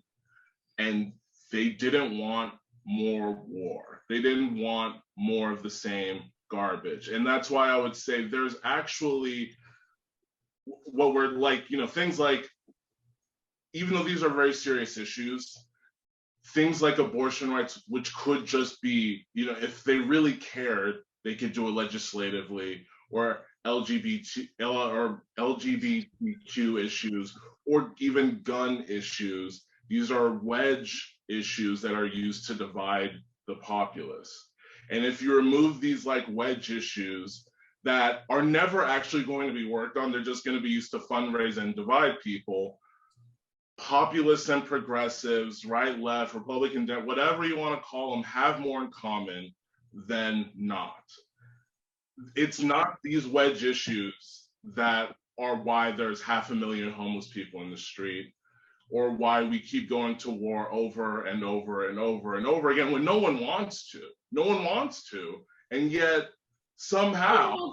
Yeah, but there are people that want to go to war in the military-industrial complex. Yeah. I would say 95%. Yeah, 99% of people don't want to go to war. You're exactly right. But I'm like, well, the military-industrial complex does. Absolutely. It's not these issues that, getting sick could cost you your house, or exactly. Or that there's a handful of people that have more money and more power than hundreds of millions of Americans put together. It's not these issues. That it's because of Republicans and Democrats working in tandem to facilitate the corporate reaving. What do they call when a pirate comes in and like steals a bunch of stuff? All I know is plundering, the corporate plundering of all American, and like all of the entire world, of money and safety and societal growth. It's being sacrificed so that certain people can get richer and more powerful, and it's being facilitated by Democrats and Republicans. And there are some people on both sides who acknowledge this, because, and I think, at least from my personal experience, like I said, a big thing is they don't want more war. And they see that it's both Republicans and Democrats who facilitate this war, and they see that it's the parties pushing these candidates. Somehow they're the ones who rise to the top. The Cheneys, the Bushes, the Clintons, who give us these terrible things, and maybe some people are finally seeing through seeing behind the curtain. But I believe that there's more that we agree with, that unites us, that would make everyone's lives better than these things that are meant to divide us. But that's all I have to say. Yeah. So we have been at this for an hour and about 30 minutes. So I want to take a 3-minute break. But when we come back, we're going to play a little game just to kind of brighten up the discussion. Not that the discussion hasn't been great, but I always like to play a little game just to kind of get us relaxed a little bit. So I will see everybody back here at about 11. Let's see, it's 11:03 my time, so at 11:06. We'll see you guys then. Get a cup of water, because you probably are going to need it. Thank you. Thank you. This meeting is being recorded. Welcome back, everybody. I am so sorry my 3-minute break turned into 6 because I had to find my glass and get some ice, which I didn't put any last night. So I just had to find cold water where I could find it. So we're going to play a game, and it has to do with my next topic. You cannot be your own campaign manager. So, and I know Sarah is her own campaign manager, so she's definitely going to be on one team. But I'm going to have two teams, and we have 7 people, so one team is going to have more than the other team. Well, no, I'll do it this way. So it's what, 8 of us? 2, 4, 8. So I'll be on the other team, but I'll let the other 3 lead that section. So I'm going to put Kiko, Sarah, Mickey, and Osi on one team. Myself, Athena. Oh, you got to leave. Okay. So Kiko, how long do you have? Because this game will take like literally like 10 minutes. I can't hear you. I can go about 20 minutes. Okay, got it. So this will take 10. So we got Sarah, Kiko, Mickey, Anna. No, Sarah, Osi, Kiki, and Mickey are on one team. Philip, Athena, and Anna and myself are on the other team. So the objective is we're all gonna make our arguments. Sarah's team will be on the argument. It's perfectly okay to be your own campaign manager because you know what the campaign that you're trying to run is. You know what you want to run on, you know the issues, and really there's no one that can communicate your ideas better than you. My team, however, will be on the opposite side. We'll be arguing, do you really want to do that? You got a life. Come on, you need somebody to bounce ideas off of. So you're making your best argument. And even if you don't agree with the argument, remember what team you're on and go from there. So to be complimentary, I'm going to let Sarah's team go first. Do you guys want me to run first? I guess because I'll make the argument for as a candidate running as their own campaign manager. I have a sounding board. I have the Alliance Party of South Carolina and quite literally nationally. We have monthly candidate meetings for the Alliance Party nationally, where we give each other feedback and ideas for how to improve their campaigns.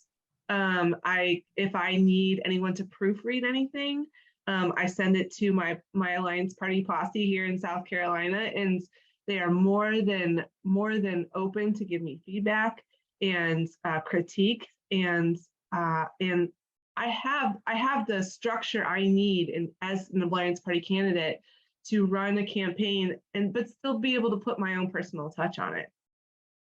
Anybody else from Sarah's team?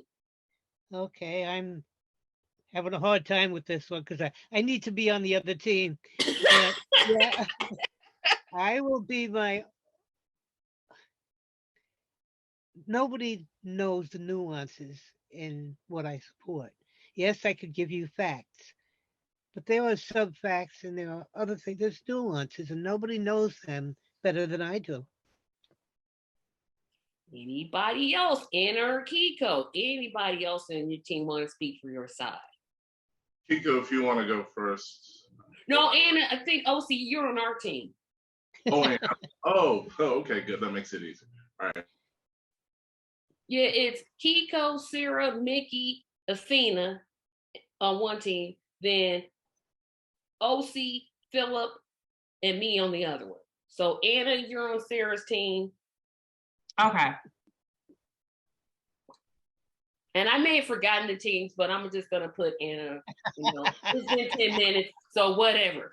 Anna, you're on Sarah's team. All right, I'll be on Sarah's team. And I agree with Mickey. Is that easier on the other side? Because there is so much work to go into a campaign. I sometimes find myself doing admin stuff, reporting. You have the social media, you have the volunteer coordinators. So there is a whole lot that goes into the campaign, but the goal here is for me to argue that you can be your own campaign manager, and as long as you have other people to rely on, you can manage the campaign by yourself. But hey, volunteer coordinator, hey, social media coordinator, hate reporting or financial items or other administrative stuff. And hey, maybe I can have a friend to help with chasing down the endorsements. So as long I think you can be the manager as long as you can have people who can help, who you can delegate the work to, if that makes sense. And Kiko, before you go, do you have anything to add for your team? Any arguments you want to make? As you said, this is a team. So being a campaign manager is one part of the team. At the end of the day, I take in different points of view.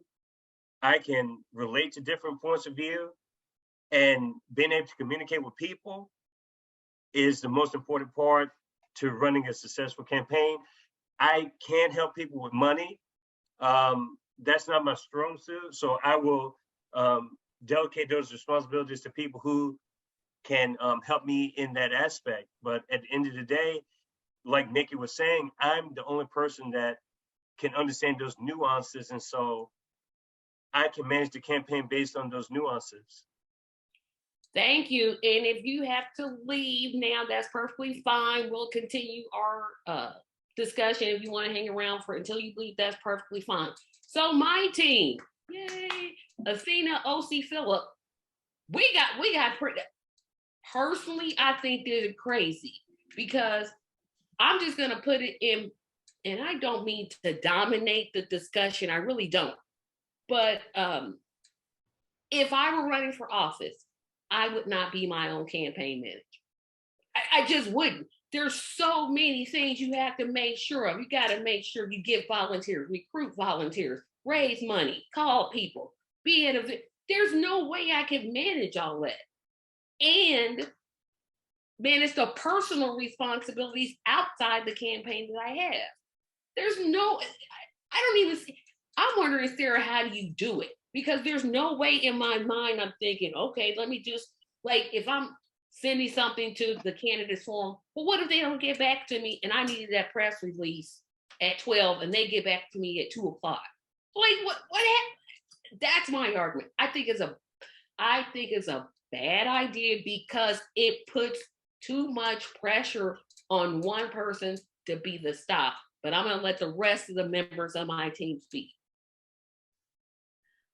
Yeah, I definitely agree that if it's at all an option or a possibility, you kind of have to just, if you are going to be able to survive because of all the stuff that you have to do as just a human, because of your family, and having that balance, just running for office is so much. I can't even, imagine trying to manage you're already trying to manage your own campaign by being the candidate. Like, you have to manage. Right. That's what I said. It's hard enough to be because you're literally the face of the campaign. People are looking at you. But that's a lot. I don't even see how you do it. I would just be like, no, where's my auntie and them? I can't.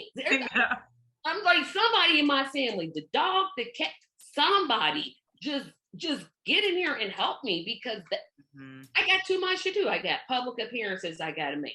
I got to, run across town and be at the senior citizen home. How in the tarnation am I going to have time? Okay, Philip and OC, I've cut you guys completely off and I'm not going to do that no more. I apologize. I like to say the two positions require different skill sets. The skill sets that you need to be a campaign manager are not entirely the same as it is to be a candidate. And layer on top of that, a candidate's job is to earn votes and probably raise money, for the campaign. And so I like to use a football analogy. The candidate is the quarterback. The campaign manager is the coach, the head coach. So depending on the skill level of the candidate, the coach may call plays. The candidate, the quarterback's executing and is there, but if they lack in some areas, the coach may be calling some of the plays. The coach is certainly strategizing the overall offensive theme for the game, but a quarterback in this context probably has some skill and is probably calling what you call audibles in football. So the coach may put in a play, and the candidate may take a look at the landscape and say, you know, I need to make some changes on the fly or what have you. So that's the analogy that I like to use, is that the candidate is much more of the quarterback of a football team. But because of the skill sets that are involved and the overarching view that you have to take, the campaign manager is the coach. And if you look at football, a quarterback's running the offense, doesn't have a whole lot to do with the defense. The head coach looks at the entire game. You get another cookie. You got 2 cookies going here, because that is, I agree with that so 1,000,000%. OC, you were next. Yeah, you know, I was gonna take a similar sort of analogy as what Philip did. You know, but it was gonna be like fighting because I'm into like whatever professional fight. Actually, Tracy, when you said like, oh, if you're gonna talk to John Jones, I was very confused because John Jones is a very like famous professional fighter, and I was like, is she like making a reference? But No, I'm no, using so the most generic name I could have come up with. I didn't even know that was a real person. yeah. You know, it's I think it's about being, you know, understanding that there might be some things that you don't know, and you don't know that you don't know, and having someone who's maybe been there before can help you avoid common pitfalls or you know, inefficient mistakes or things of that nature. And that's sort of what a coach does. They've been there before. I mean, the fighter is the talent. They're the ones who are actually going to do everything, and it's on them to make sure their candidacy is even viable. But to have someone there, even as emotional support, not just, you know, telling you things you don't know or whatever, but having someone there who's like going through the battle with you, going into the trenches with you, a partner, could be just very helpful to make sure that you are at 100% to do the hard work when it actually comes to whatever it might be, whether it's giving a speech or debating or an interview or something like that. You haven't gotten to that point alone, and that just helps mentally and in a preparation sense. But yeah. Yep, and OC has earned his first cookie of the day. Because this is getting into the next phase of what I want to talk about, and that's recruiting volunteers. Now, Sarah, I'm not putting words in your mouth, but I'm pretty sure if somebody said, hey, I want to be your campaign manager, you'd be like, thank you. Yes, here you go, take it. Am I right or wrong? Or do you just want to be your own campaign manager? It's not so much matter of like being my own campaign manager. I've never had someone come up to me and say, hey, I'll be your campaign manager. And I think I might be like, actually, this is where I need help. You know, I kind of like, to Anna's point earlier about being like kind of at the center and having all of like the delegation of responsibilities. Right. Okay. I think that's if my campaign ever got big enough to where the fact that there was, you know, 70 people or so that were looking to help in the campaign beyond, you know, I think that at that point I would definitely need a campaign manager. But as a third party candidate, I'm just trying to get enough money and attention to be relevant to voters Absolutely. is like is really the uphill battle. And you know, even people in the duopoly, again, if you're in a state that's heavy in the other direction, are having those same challenges. And the unfortunate thing is that they're having to do really aggressive tactics in order to get the publicity that's even kind of like bad publicity, in order to make themselves relevant in a state that leans, One use way the or the other other. way. Right.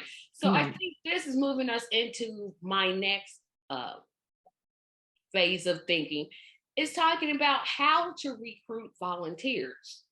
Volunteers are so important. I think each and every last one of us talk about volunteers and how important they can be and how important they should be. What type of volunteer should you be looking for? Well, let me rephrase this. Should you be looking for a volunteer, or should the volunteer let me backtrack this whole question. Let's just say all of us are running for office. Every single last person in this chat is running for office. Do you prefer to look for volunteers, or do you prefer that volunteer come to you? Anna, you may go first because your hand was up. Yeah, I would say both. And so when the volunteers come, you have to try to engage with them, match what they want or can do to what you need on your goal list, on your checklist to do. So you need to have a conversation with them and get them engaged and have them take ownership of the task, give them the resources for the task, and then later still follow up with them to make sure that that is happening. What else do they need? But I also, for people, hey, do you want to volunteer? Hey, can you send out 5 emails? Hey, would you like to do a phone tree with your friends? So I like to do both, because people might not want to say that they want to volunteer, but they really want to, but they don't want to say it because then they're going to be committed to it. So if you keep the task small and manageable to their life, and like phone banking, here's, do you need training? We'll get you training. If some people are just like, no, I can make a phone call, I have a script, all right, great. And so, but they can do that at their own time as well. So I think that's important to have. Here we meet on a certain day. If you can't make it, we'll follow up with you for another time. But sometimes people just want to do it on their own, and that's fine. That's fine with me. But definitely, you can ask people, because they might not want to say it, or they might not even know that they even want to volunteer. But if you ask them, hey, can you make 5 phone calls? Hey, can you share my social media 10 times? When you break it down in small, manageable tasks, you might be surprised at the yeses that you get. Anybody else? Anybody else? I think Anna makes a great point on making the ask. That's important. I think to the broader context of your question is also if you're looking at volunteers to put a team together, or if you're talking foot soldier volunteers, so to speak. I think candidates too often want that perfect political, for the campaign manager. It's got to be somebody that's got 18 years experience working campaigns and has worked on 7 campaigns, et cetera, et cetera. The reality is you need people. You need those volunteers, and that starts with your core friends, family, and acquaintances, and making that ask to see if they'll help the campaign in a specific way. And if it's campaign manager, that's managing people, project management, et cetera, et cetera. You don't necessarily have to have that direct political experience. You can learn that on the fly and as you go. Sarah talked about, any press or bad press. You may make a gaffe or two, but if it's the difference between making a gaffe or two and not having somebody at all, make the gaffe or two and have somebody there to help you. So make that ask. Start with people that you know, and then it's fantastic as the campaign starts to roll along, as if volunteers are coming in themselves because your message is resonating with them.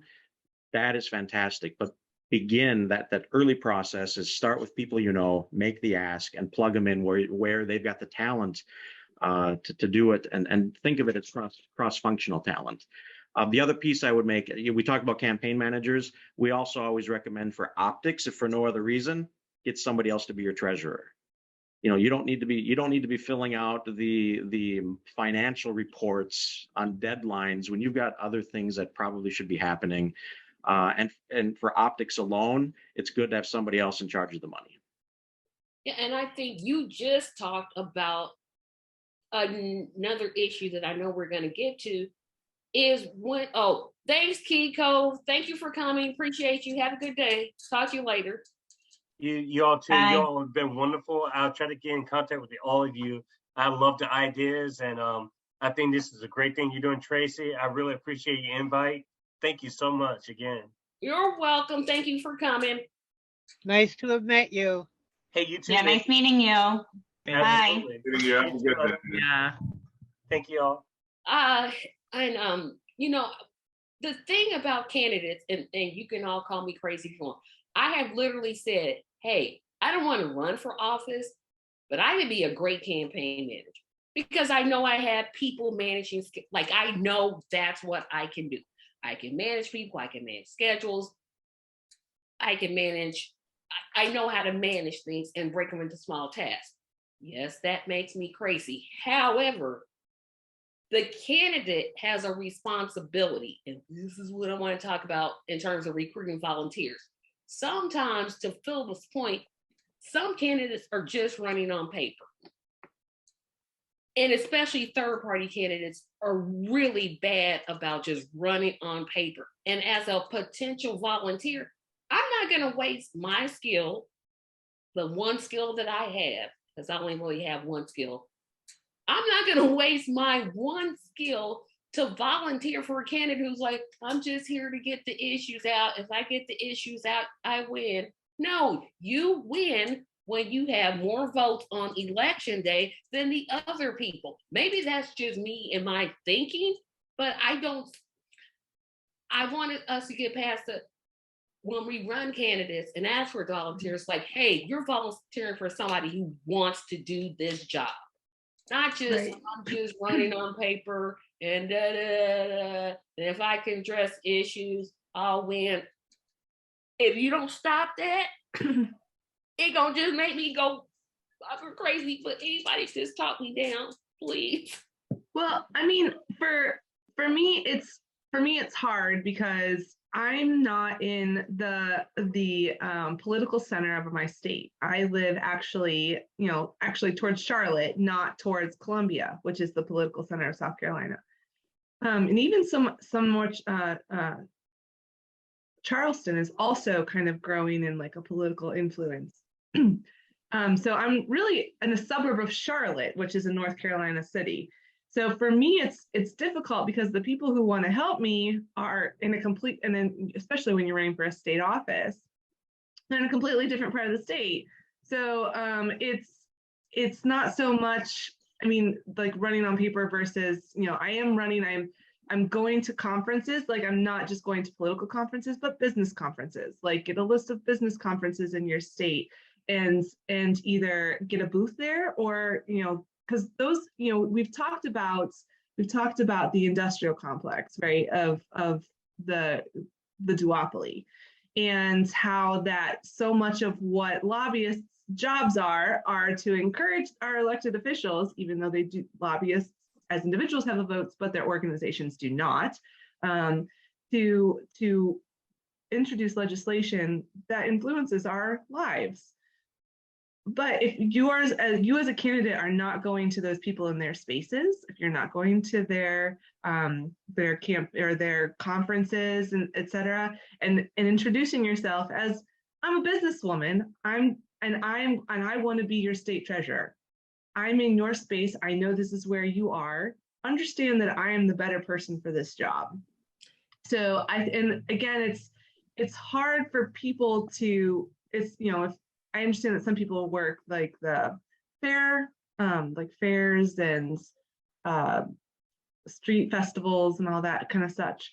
But at the same time, you really want to be able to plug into the people who are showing up to make decisions and for their businesses specifically. So you need to go to where they are as well. Right. And when I say on paper, I mean literally the candidate is just like, I'm just running so we can have an office. Like they don't want it. Like I think that then that's a party issue. Because in convention, right? Like I'm not sure how the Greens do it, but it sounds like the People's Party of Texas is doing it this way, that you you bring your people in through convention, correct? Like you confirm or deny them in convention. Sorry, what did you say, Ossie? Yeah, We're we can't not hear there you. yet. Go Oh, ahead. see, you're on mute. Yeah, you're on mute. Yeah, sorry. We're not there. We just had our first convention. Okay. Oh, so you're not running candidates yet?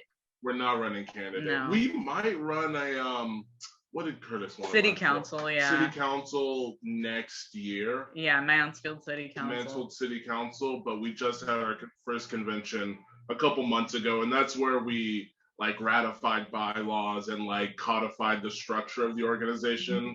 Okay. So yeah, get back to us in a year, and then I can. Now, Well, I mean, but we've had people run for governor. They're like, I'm going to run for governor under the Alliance Party banner. Okay, so we have to have our convention before a specific deadline for the state, right? So we brought that person in. Okay, fine, you do that. You run for governor, but we have to also agree to basically a ballot with the state by August. Well, from our convention in April to our agreement as to who's our ballot people are in August, that person was running like a paper campaign. We took them off the ballot. They were not. We as a organization decided this is not what we want to represent our organization. We took them off. So I think that, to Philip's point earlier, it's really a matter of finding people who want to run for office, who are putting themselves out there and organizing themselves in a manner that is promoting not only their candidacy, but the ideals of the party that they're running for. And, I know a lot of Ds and Rs that are running just because they wanted to be on the ballot. It's kind of a cool thing. But at the same time, they're just running paper campaigns, and the party has written them off. They're not following up with them. So, but they can't get them off the ballot. They don't have an option to do that. So as long as parties are organizing themselves in a manner that is putting the people they want on the ballot, then there really shouldn't be anyone running just for paper purposes. Now I want to ask Anna a specific question about the Green Party, because she's with the Illinois Green Party. I'm not technically in the structure of the Indiana Green Party. I'm just like kind of on their mailing list, and I gave them $20 last year. So I guess that makes me green. When the Greens, when you guys have your like when you want to run a candidate, do they go through a convention or a nominating process? I'm not sure how other states do it, but in Illinois, they fill out an endorsement questionnaire. We receive it. We put it on we use Basecamp as our project management software. So we put it on Basecamp. For statewide candidates, it's on Basecamp, it's a 5-day approval process, but if it's a candidate that falls within a specific chapter or a couple chapters, then those chapters then have the say whether or not to endorse it or the timeline that they endorse it. So we like to have our local chapters autonomous. So it's up to either the chapters, and if there is no chapter or a state candidate, then it goes to the Illinois on the Illinois statewide for the Illinois Green Party, and then we can then we have 5 days for approval, and we use consensus as our decision-making process. Exactly. Okay. So that's a good point, because we do ours pretty much similar. Because again, I'm not technically with the Green Party. I donate to a lot of third parties. I don't know if DSA counts as a third party, because they do endorse like the Democrat Party sometimes, but I like their stance on Medicare for all. So I'm like, okay, I'll support. But I want to play another game just to kind of, again, lighten it up. So this is going to be no teams, but I'm going to say some campaign slogans, because we're going to get into the next section of what I want to discuss. And that's like how to get the message out there. So I'm going to talk about some campaigns, and you basically just give me your thoughts. Like, what do you like? Why do you think this worked with the public? Do you think it's a good campaign slogan? Do you think they could have did better? So we're going to start with this one. Hillary Clinton used the "I'm with her." That was her whole tag. Do you think that was a good campaign slogan, or do you think that was a terrible one? And if you think one way or the other, what are your thoughts just when you hear that "I'm with her"? So, I don't like it because I think it emphasizes identity politics, which I don't think is particularly helpful. Personally, I don't think Hillary Clinton is a good candidate just because she's a woman, and to have her slogan based around kind of just her being a woman, I think it's very like shallow, superficial, and yeah, those are my. It was like she was saying, "Okay, just vote for me because I'm female." Yes. Yeah. Well, what you gonna do when you get there?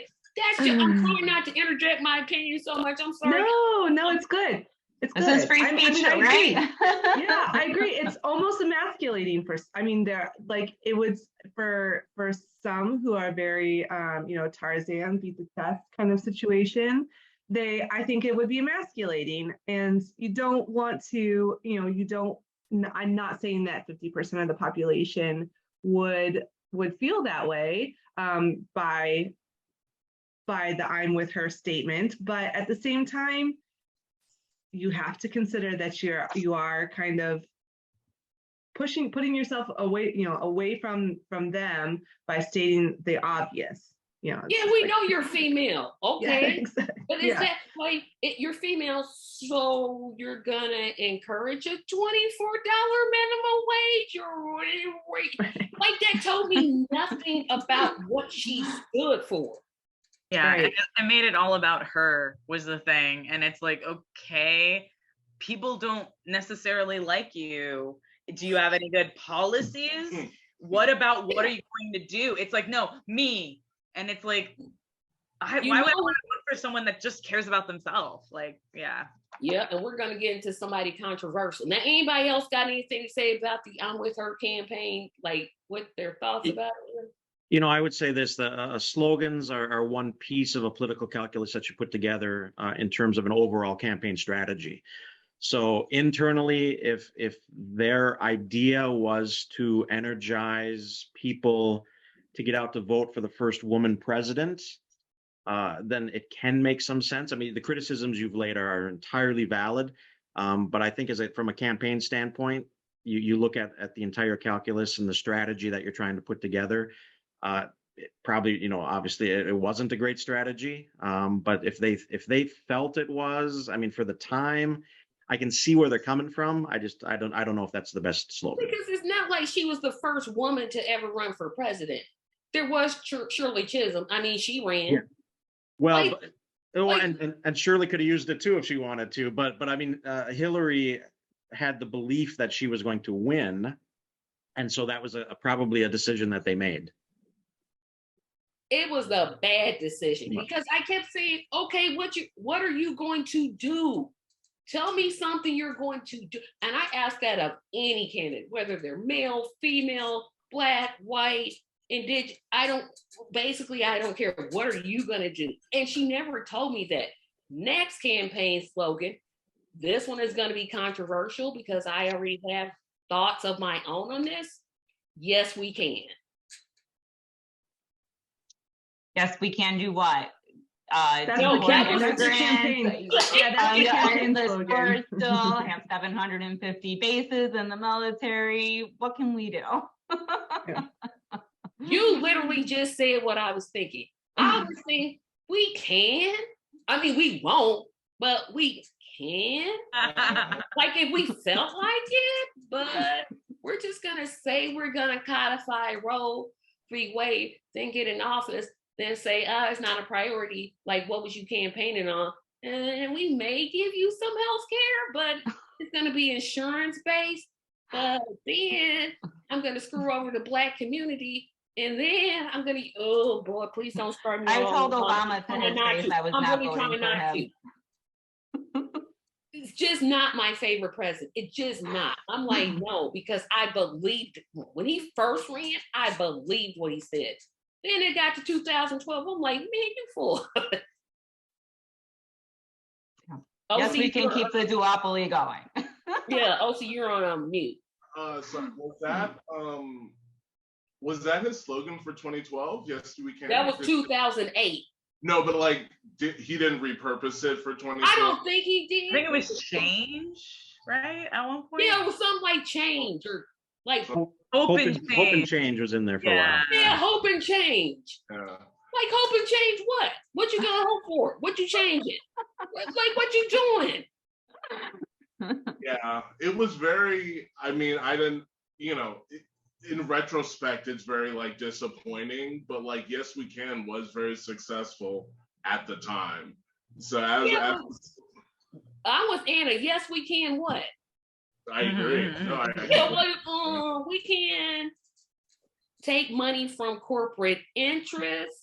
We can increase our military. We can make it harder for poor people to advance. Expand the Patriot Act. Yeah, sign the Patriot Oh, Act. yeah. Not convict George W. Bush of war crimes. Yeah, we can. We can. Rehabilitate George W. Bush. Yeah, Make exactly. It's friends like- with my wife with George W. Bush. Yeah, it's like, yeah, we can. We can. We're not, but we can. And then when you criticize me, I'm going to use my blackness to shield it, which also made me like, stop that. We're criticizing you because your policy stinks.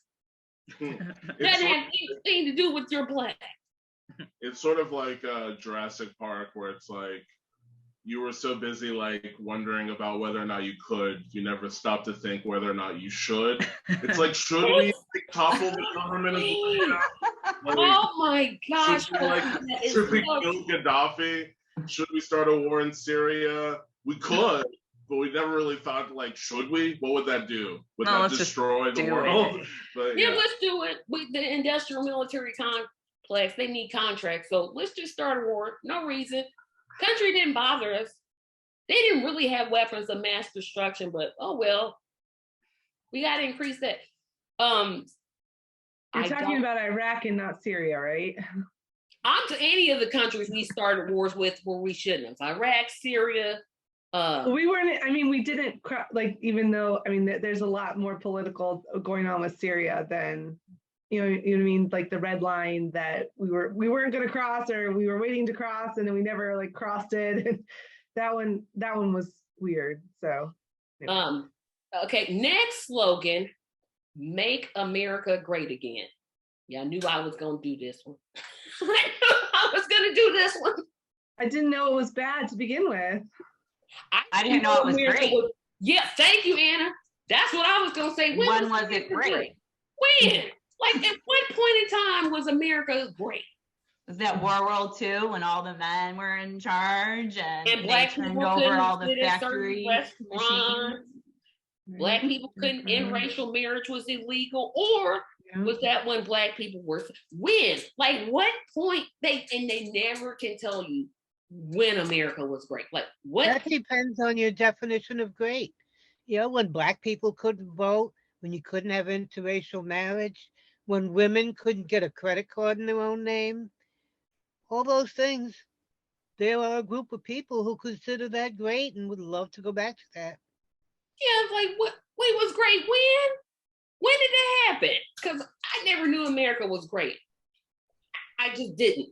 I didn't know it was great. I didn't know greatness was in its potential. I didn't know. I missed the whole thing. Well, we are the greatest. We are the greatest experiment in democracy that has ever existed, right? Oh no! I don't know. I would have to do research on that one. I don't know if we have a democracy. I don't think we do. Experiment. I agree with you, Sarah. I know it. I agree. Yeah, I'm like, we're the greatest experiment, and what?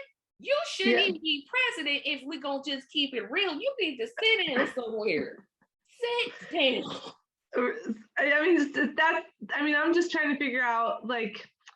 I understand it was something to coalesce behind. And that's what all these are for, right? That's what the whole Right. point of a slogan is for. And, obviously if somebody thinks it sounds catchy, then they're going to run with it. And it becomes a banner that everyone can get under. So. Yeah, I think that the real, like, the great again part is, like y'all have said, it's only great for certain people, I bet it was great. But then there's this, like, the same way when people vote against their self-interest, where it's like, oh, one day I'm gonna be rich, so I don't want to. It's the same thing with, like, okay, well, we're gonna be a part of that this time. We're gonna be included, even if previously poor white men, or Black people or Hispanic people or women, we weren't given those rights. This time, America Great Again is going to include us. It's kind of diluted thinking, like, I'm going to be a millionaire, so I really don't want to have to pay the millionaire.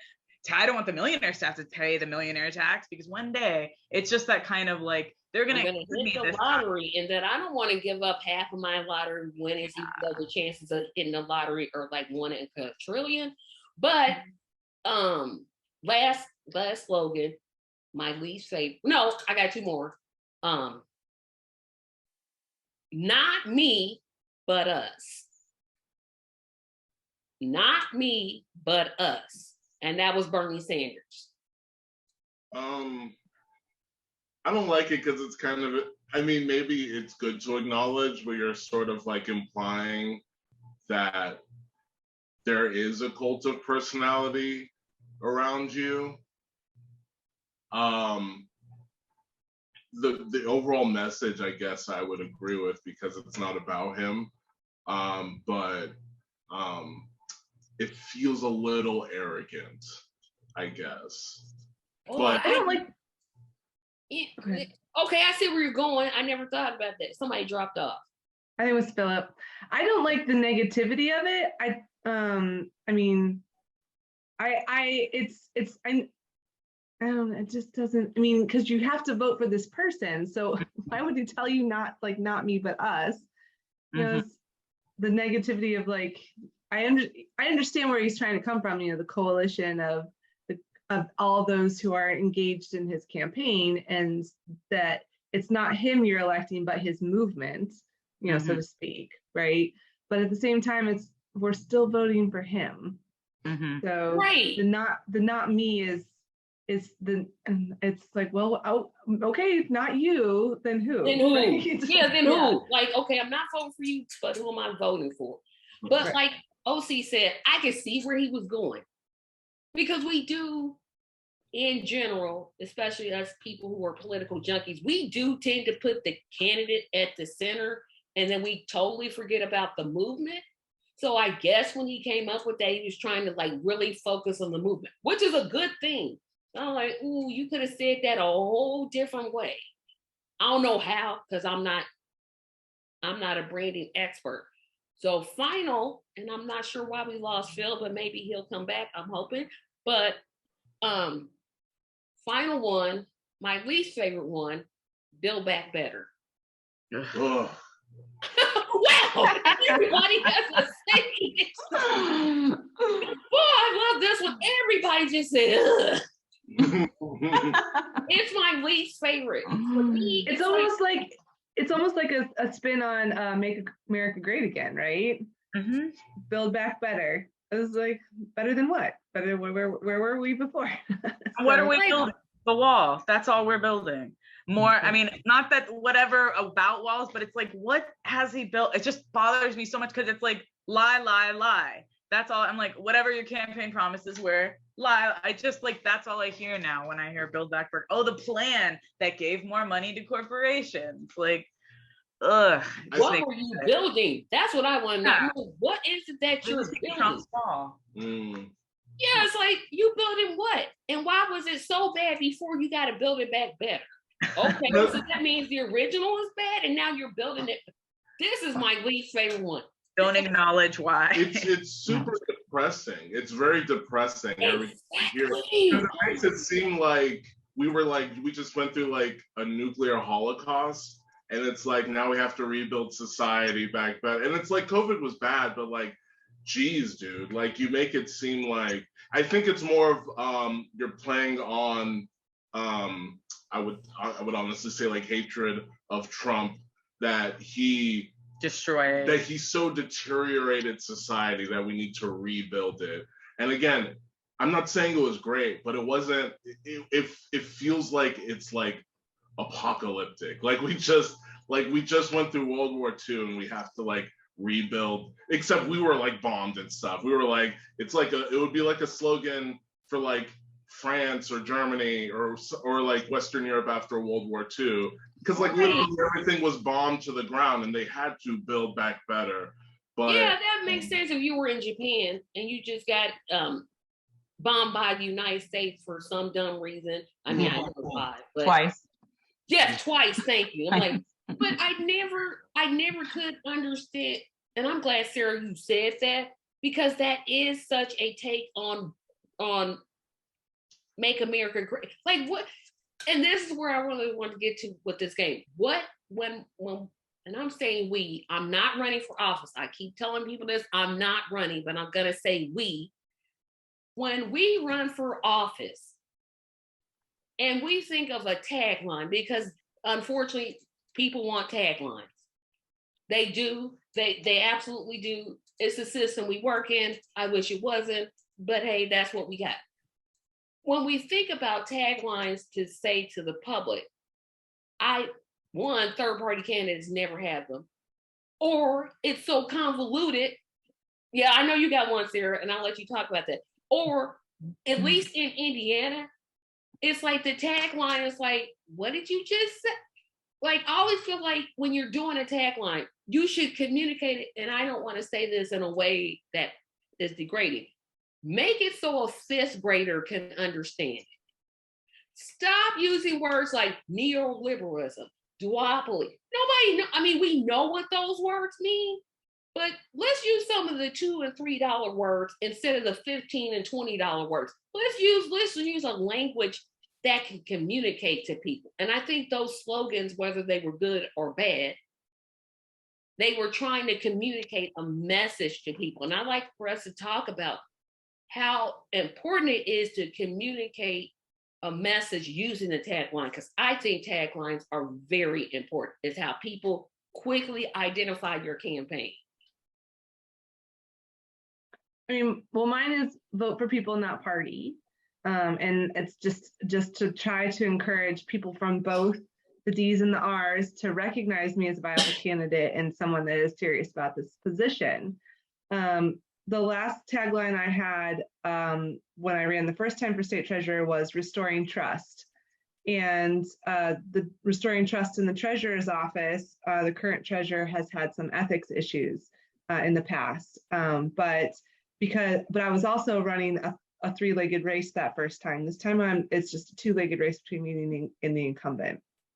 So when I ran for state senate, I ran against a gentleman who has been in the same position for 40 years. He's been in the position longer than I've been alive. And my tagline for that race was, it's time for change. And, you know, I thought that each one of those taglines speaks to where I was in that position as a candidate. And I'm kind of curious as to your feedback on, you know, on where those taglines fell in your spectrum of or yeah. So kind of curious. I like both, to be honest. If I'm being like completely honest, I like both. Because if that guy's been there for 40 years, which, you know, as a person that's almost got a 5 in front of her age, that seems like so long ago. But if he's been there that long, people should be like, okay, what did I get out of it? But again, some taglines resonate with the public. Like those two you said, I get it. I'm like, okay, that makes sense to me. But some people are just like, well, we got this evil. We know what he's gonna do. I'm assuming you lost against him. I'm just gonna go in assuming, because people are like, oh, well, we know what he's done. He's been there 40 years. If she'll get her, I don't really know her. Although that's the wrong way to vote. But I personally think those taglines are just fine. What about everybody else? Yeah, for that tagline for change, not everybody wants change. So it's not really a centering tagline, but like for democracy.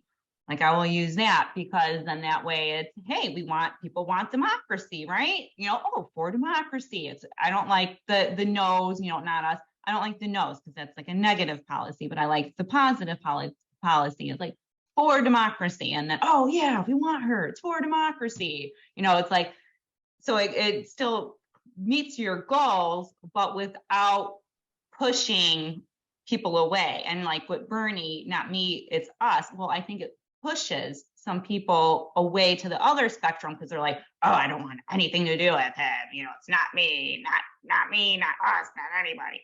And so I think it with when we identity politics. So when we do the identity politics and it's only inclusive to, you know, a third party or, hey, we need a change, you know, it kind of separates out everybody else and it doesn't include them. So you need, I think we need to be more inclusive to all of the voters.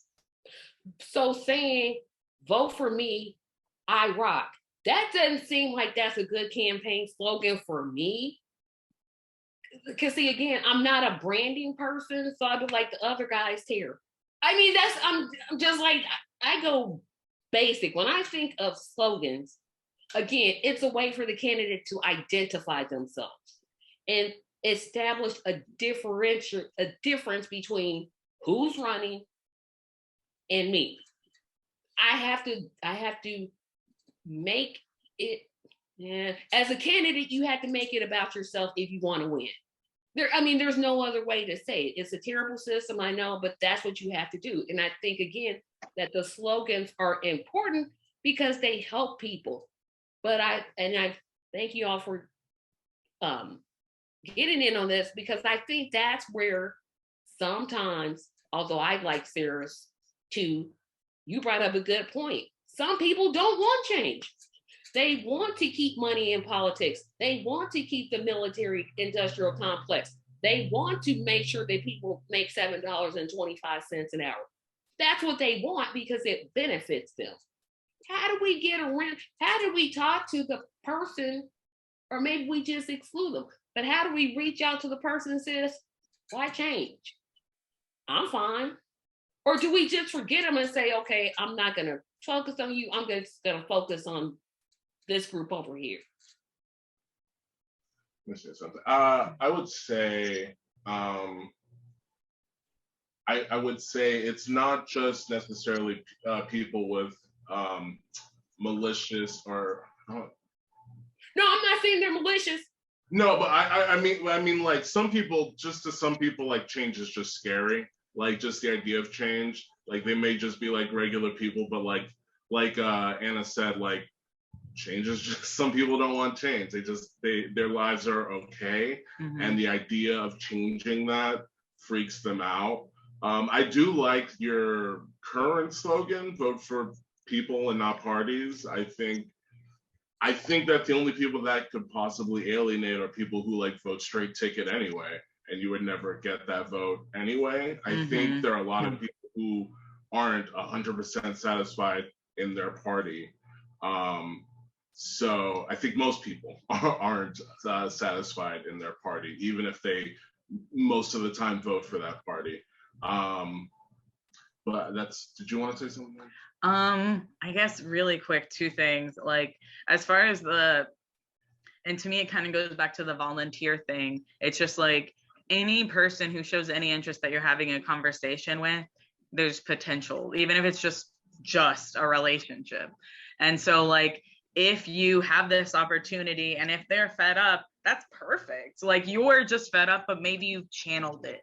You know, that's why, you know, okay, I can do this. This is how I'm coping. Like People's Party of Texas is like my church right now. Like I still go to church and I still like that's higher. But as far as like what keeps me with all the political stuff and all the mayhem is like putting that energy. And maybe that person is just so lost that they need that.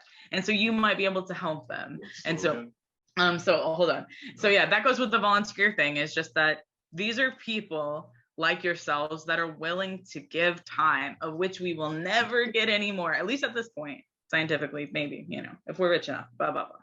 But we'll never get any, and they're just giving it to you. Like, so you have to treat your volunteers well.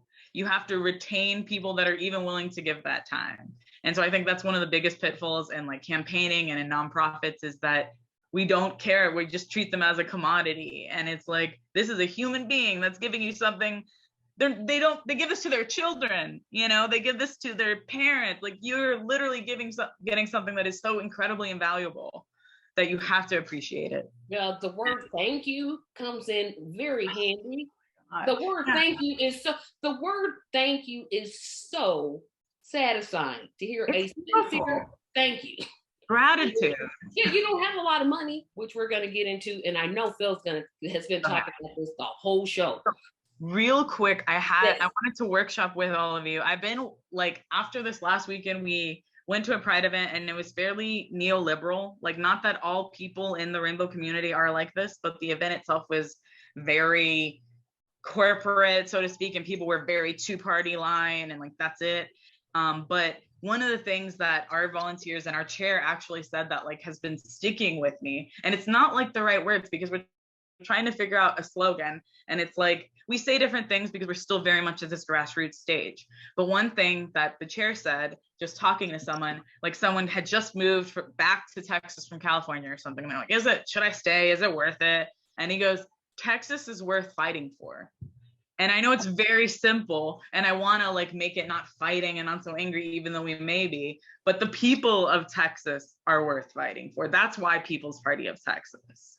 Yeah, you know, nobody else is fighting. So, but I know fighting is not great. No, don't worry about that. That's a good one, because sometimes the duopoly, they're just passive.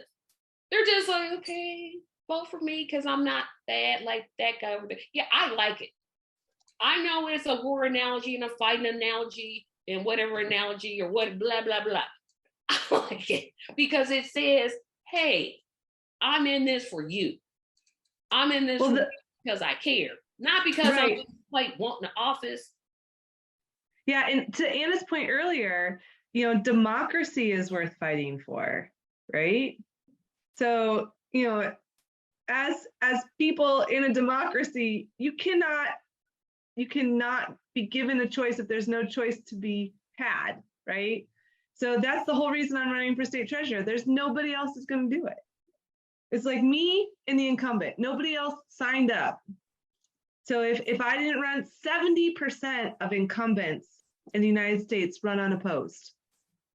70%. 70%. And think about the 70% offices that don't even go fill. Like nobody's even running for them. Mm-hmm. Right. Like basically, if the third party was smart, if we were smart, we just go for all those offices. It builds confidence. Right. Yeah, but it's one of those things, right? So if no one is participating in democracy, democracy dies. No, if there's no choice, there is no democracy. So I think that's why third parties are important, because they give people the option to enter politics on their own terms. right. And I think that's why we as individuals are relevant, and we just have to educate others so that they see it too. Mm-hmm. Yep, but I think that's an important question. Like you said, I think what you're saying is so good, because that Texas is worth fighting for. All you gotta do is just substitute your state. Indiana's worth fighting for. Minnesota's worth fighting for. New York is worth. It's like we're worth it. We have the worth for somebody to take, the time to even say, I want this office. But we're gonna get into the next subject, which I know everybody's gonna have opinions about, and that's raising money. It's the most uncomfortable subject that I could even come across, but it's something we absolutely have to have. And I'm going to tell a little story about how I was approached by a third party to be involved with them. And I simply asked a question. They wanted Medicare for all, Green New Deal, $25 minimum wage. I'm like, okay, this party sounds like something I'd be interested in. And then I made the mistake of asking one question. I was like, well, how can I donate to, show my support? Because that's what I do. When I support a candidate, I donate money to that candidate. He said one sentence and said, no, y'all don't take yourself seriously. He said, we don't take money. Excuse me? How do you make buttons, flyers, commercials, handouts, gas, travel? It's like, no, we use social media. So you're trying to lose on purpose, or because I'm not getting, and again, this could just be me and the way I'm thinking, because I definitely was strong in the Democratic Party. Not that I gave them any money, but I would have considered myself a Democrat, and the logic of how they do. But when he said we don't raise money, I'm like, how do you do anything? How do you do, like, third party candidates? It's like, and I keep saying we. I'm not running for office, everybody. I'm really not. It's like we're afraid. I don't want us to be like the duopoly and just take money from corporations and dark money and no, I'm not saying that.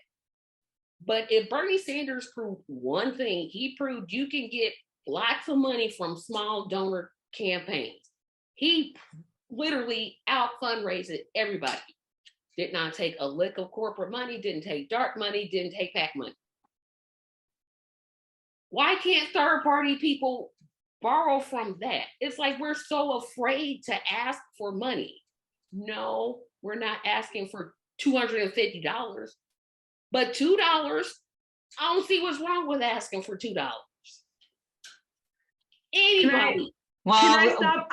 I want to real quick. I am running for South Carolina State Treasurer. I will take your money. Workforsc.org. There's a donate button. Please visit.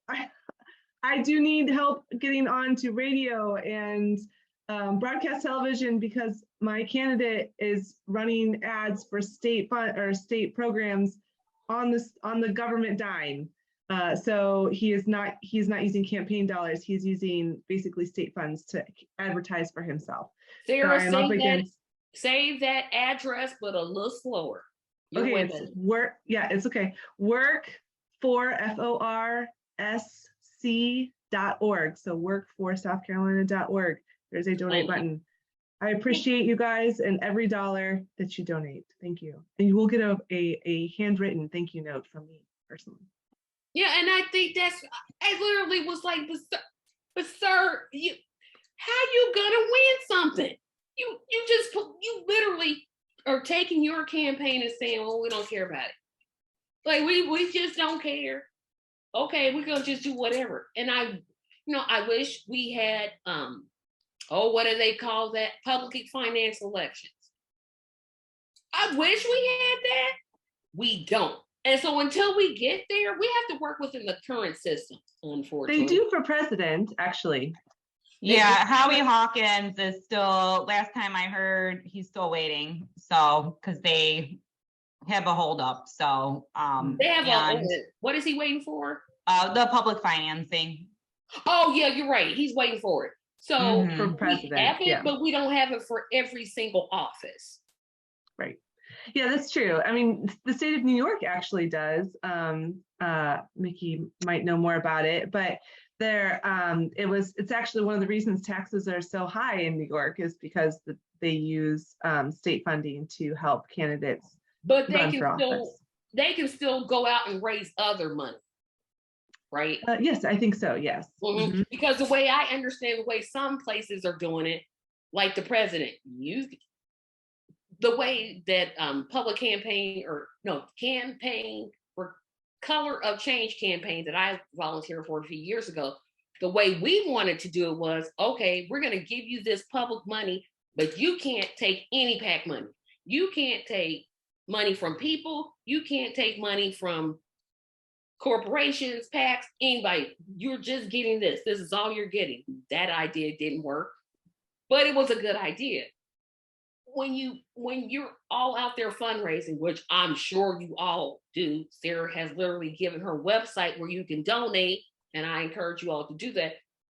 What do you say to people? Oh, and she's got that QR code right there. Thank. What are you saying to people? Are you saying, hey, give $20, give $5? See, I would start at 2 because I figure that's 50 cents a week. That's literally 50 cents every week that you could give to my campaign. Was that $24 a year if my math is right, which is probably not, but somewhere around that range. What is it that you're saying to people? What is the People's Party of Texas saying that they're going to do with that money? You can go. I'll go after. Okay. So right now we are literally saying whatever we're doing, like we're handing out water when there's not enough water, especially in Texas. It's 106 degrees at the Pride event last Sunday, and there's definitely not enough water, but there's tons of alcohol. So we're just handing out tons and tons of water. So we're like, we're just going to provide water, and we're going around and helping these other, like, you know, small area food banks, and just gonna donate to that, and just gonna like clean up around our area. So we buy garden gloves and trash bags, and as soon as we we are literally in the process of getting ready to open a bank account. So it's all been like, we have our receipts and we have an Excel sheet, and we're gonna put this on our website, and that, like, that's our transparency, because we don't have a bank account. We literally just got nonprofit status. So, but that's kind of the first things that we're saying, is that immediately we're handing like stuff out.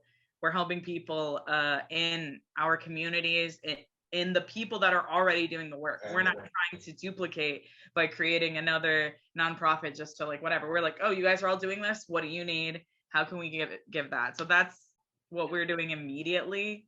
But eventually the way we want to do campaigns is, since we're using sociocracy as our model, you just to like briefly explain, it's like we have circles and they're all interconnected. You have to have connections to ensure proper communication. So when there's a person within our party that wants to run, we want them to have enough people that would support them. So at least 3 people to like, you know, be the treasurer, to form this separate campaign circle, so that they can retain funds specifically for their campaign, but while we're in this, you know, structure of unlimited campaign finance, but so that they can retain, but then as an organization, we can also donate, because we are that type of nonprofit. So that's like the you guys are in the beginning stages. Yeah. Oh my God. And talk about like do you approach people for money? Do you get on the phone? It's like, okay, I'm going to call my aunt, my uncle, my cousin, my grandmother. Then I'm going to call her aunt, her sister, her friend, my hairdresser, the person at the grocery store. How is it that you're approaching people for those funds? Yeah, so we actually have a database. We have the phone banking script. We have virtual phone banking. We have the social media. So like, and we'll do sometimes use dates or bill numbers. We had one bill number for equal ballot access. I forgot what the bill number was. It was like maybe 1746 or something like that. So donate 1746 to support the equal ballot access. For Women's Inequality Day, donate $8.26 to help the Greens support women's rights. So we kind of have a little fun with it, if you want to say that, where we're kind of connecting timely stuff or other recognized numbers to $2, or if we need, the candidates need to raise funds for flyers, help this candidate raise funds for flyers. 2022, next year will be donate 2023. So $20.23 for the year 2023, and $20.22 for 2022. So we kind of have a little fun with it, with the dollar value and connecting it with a bigger issue. But we do not take any corporate or corporate PAC money. That's not what the Greens are here for. We're here to support the people and the planet. And we accept money from individual donors. And Philip, you were really talking about fundraising throughout the whole thing, so I'm pretty sure you got something to say about it. Well, from a party standpoint, we use electronic newsletters, electronic communications, and make an ask within the newsletter. You also develop repeat donors that give annually or monthly contributions. We also in Minnesota have a public financing system in place. So democracy dollars would be a way that I think most folks have probably heard about it. We don't call it democracy dollars, but it's that kind of idea where an individual can give $50 a year to qualifying candidates or parties, and we're a qualifying party. So that helps and makes so rather than a $2 ask, our ask is usually for 50 to use we call it a political contribution refund, or a PCR here in Minnesota. So that's typically a $50 ask, which you get back in 4 to 6 weeks. It gets refunded to you. So that's a good ask. The other thing we do if we're doing a larger fundraising push is to put together a fundraising package and what's it going to be used for, outline that, and then go out and ask for those larger $500 or $1,000 contributions from some of our more well-to-do donors. But show them that you've got a game script in place, and then make that bigger ask. Great. Now, conferences, I would just say the conferences again, business conferences. Business leaders understand that there is an issue with politics. They understand that. They might understand that they're part of the problem, but some of them might be willing to think about, especially with environmental issues, might be thinking about ways that their businesses could help the environment, but they're just not getting the support that they need from the government, especially in states that lean red. So I think that if you're putting yourself in a position to say, I'm willing to put my neck out there, and for the future of not only the state but of the country, of the world, really at this point, I think that a lot of business leaders. I think that there's a big conference in Texas actually that's led by a business guy who sees the importance of environmental change and has organized that in Texas. I can't remember his name. But I think that, the LGBTQ pride rallies are great, and that's a demographic that you guys are going after. But at the same time, don't hem yourself in to conversations with just one type or one site kind of person. Really try to include everyone, because I think that that's how grassroots grow, is on all kinds of playing fields, not just one specific one. So and I have before we get to our second to last topic here, I have a scenario that I've built up in my mind. I would love to hear everybody's thoughts about this. So all of us are running for office, well, except for me, because I'm not running. But all of you all are running for office. And I'm Tracy Big Bucks. I got all the money. I really don't, but in this scenario, I do. I got all the money. I want to donate $25,000 to your campaign. Question one. Now, and I don't expect anything out of the $25,000, or at least I'm going to tell you that. I don't expect you to vote for bills my way. I just have $25,000. I'm all for third-party politics. I'm tired of the duopoly. One, do you take that money? And second, if you take that money, what do you do to further your campaign? Keeping in mind that you're all running for office in my scenario. Anybody can go for it first. So I do not take corporate contributions. But individually, as long as it's within contribution. Yeah, yep. As long as it's within the legal, limitations and whatnot, I would welcome that. But I have to go. I was just informed I have to do a pickup duty for one of my kids. He's at Eco Club. So I was expecting somebody else to go pick him up, but they can't do it anymore. So I do have to, unfortunately, run and go be a mom. Well, I thank you for coming so much, and I'll get with you about that date for coming on the Tracy show. Yes, absolutely. I'll get you connected with some other candidates, and I appreciate everything that you're doing. This is fun. I've never had the games like that, so it's nice. Thank you for coming. Have a great day. Thank you. Thanks for having me. Nice to meet you. Nice to meet everybody here. Bye. Have fun. Bye. Very nice to meet you. Yep. So like I said, in my scenario, I'm Tracy Big Bucks. I got $25,000. I want to make it as an individual. I'm just an individual. I'm tired of the two-party system. I want to donate. Do you take the money? And if you take it, what do you do with it? And if you don't take it, why wouldn't you take it? Well, for me, for state office, if you're as an individual, you're limited to, I think, like $3,750. Don't ask me how they came up with that number. But there are limits. But I would encourage you to take that money and spread it over all the candidates that are running for third party, not just Alliance Party candidates. The Greens, the Independents, and as long as you feel comfortable that they're the person for the job, like they're the one that's going to get stuff done. That's who you should put your money towards. And I would, if you came to me and you said, I have this much money, I'd say, if there are not enough candidates that you feel comfortable putting the money towards, give it to my party.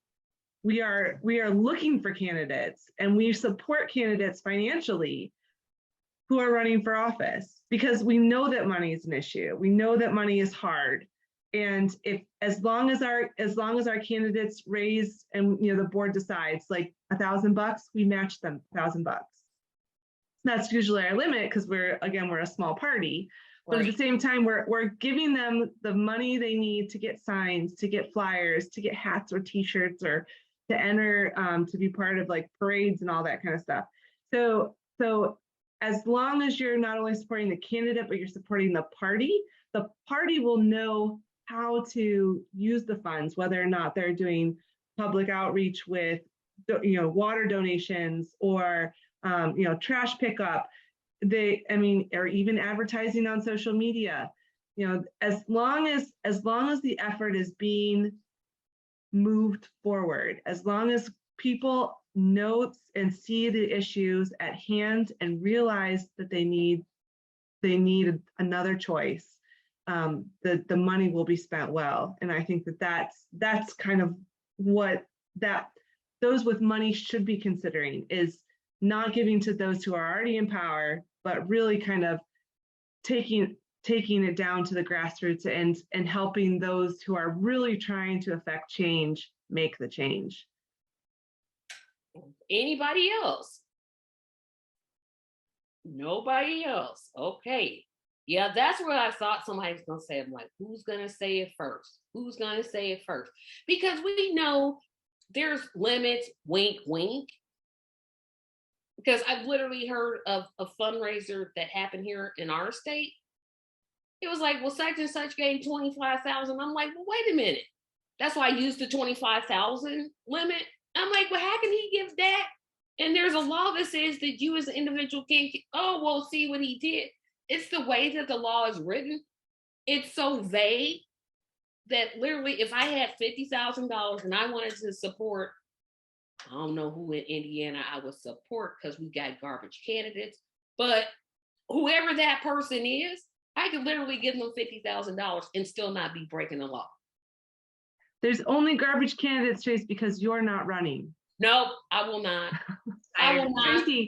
Tracy, one of the people I was, because it was a three-legged race the first time I ran for state treasurer, and they said, obviously you're not going to win this race because it's a three-legged race with two major political parties. What would you consider a win? And I said, if I can convince somebody else to run for office, I would consider that a win.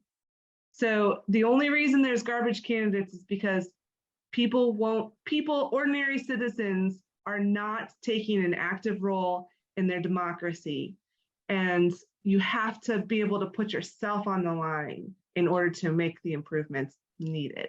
That argument works with a candidate when the candidate isn't mouthy. See, I got a whole different problem. I say exactly what I think. I don't care if you don't like it. No, That's terrible. but that's what Trump did, right? No, but I'm smarter than he is. And Well, I know that. exactly. And I'm not one. So But I'm just saying. saying. No, but I'm mouthy to the point of if the opponent gets in my face, I'm gonna get right back in them. I'm gonna be like, oh, you gonna say this about me? I'm gonna say this about you. But You that's the want thing blood? is that I'm a blood thrower. incumbents do not engage with people like us. They avoid us like the plague. They don't see us as a threat. So why worry about it? Why tarnish their public perception about where they are in their race by even deigning to give you any kind of coverage? Yeah, you're saying the politically correct answer, but I know I don't have the skill because I'm a mud thrower. You throw mud at me, I'm gonna throw it right back at you. I'm not gonna just sit there and just be like, okay, whatever you say. Oh no. But they won't. That's what I'm saying is they usually. Would. Let me tell you I don't think they would. I know my city. Okay, I know my city. Here's one thing I've always advocated for: a $40 minimum wage. As soon as the word 4 and then 0 comes out this mouth, oh, she's crazy.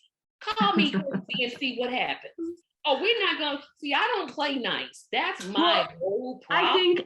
I think that so with that, it's not so much that it's a $40 minimum wage. You need to provide the reasoning behind it. You need to educate the public on why you think that. And I think that I agree with you, but I don't think I have what it takes. I literally don't like, nah, because they throw mud, I'm throwing it right back at you. You say something crazy about me, I'm gonna say something crazy, but it's just not gonna work. And sometimes that's needed because literally Trump did do that. Mm-hmm. I'm just not Trump. I'm just like, some things I can let go, but you say some other stuff about me, oh no, we can ready to fight. You gonna say something crazy about me? I'm gonna definitely say something crazy about you. OC, I think you wanted to say something. Yeah, I personally see that as a positive. I see that as a negative. I think you'd be surprised how many, like Sarah said, like Trump literally won on that because like people see it as honest and authentic. And you know, I personally enjoy passion. When it's something as important as politics, we're literally playing with people's lives, so it's okay to get passionate sometimes. I think that's warranted, and I personally don't see it as a turnoff, unless you're like aggressive, like you're violent or something like that. But like if you're just like honest and passionate and like righteously indignant, I think that is a positive thing, personally. See, we gonna agree to disagree.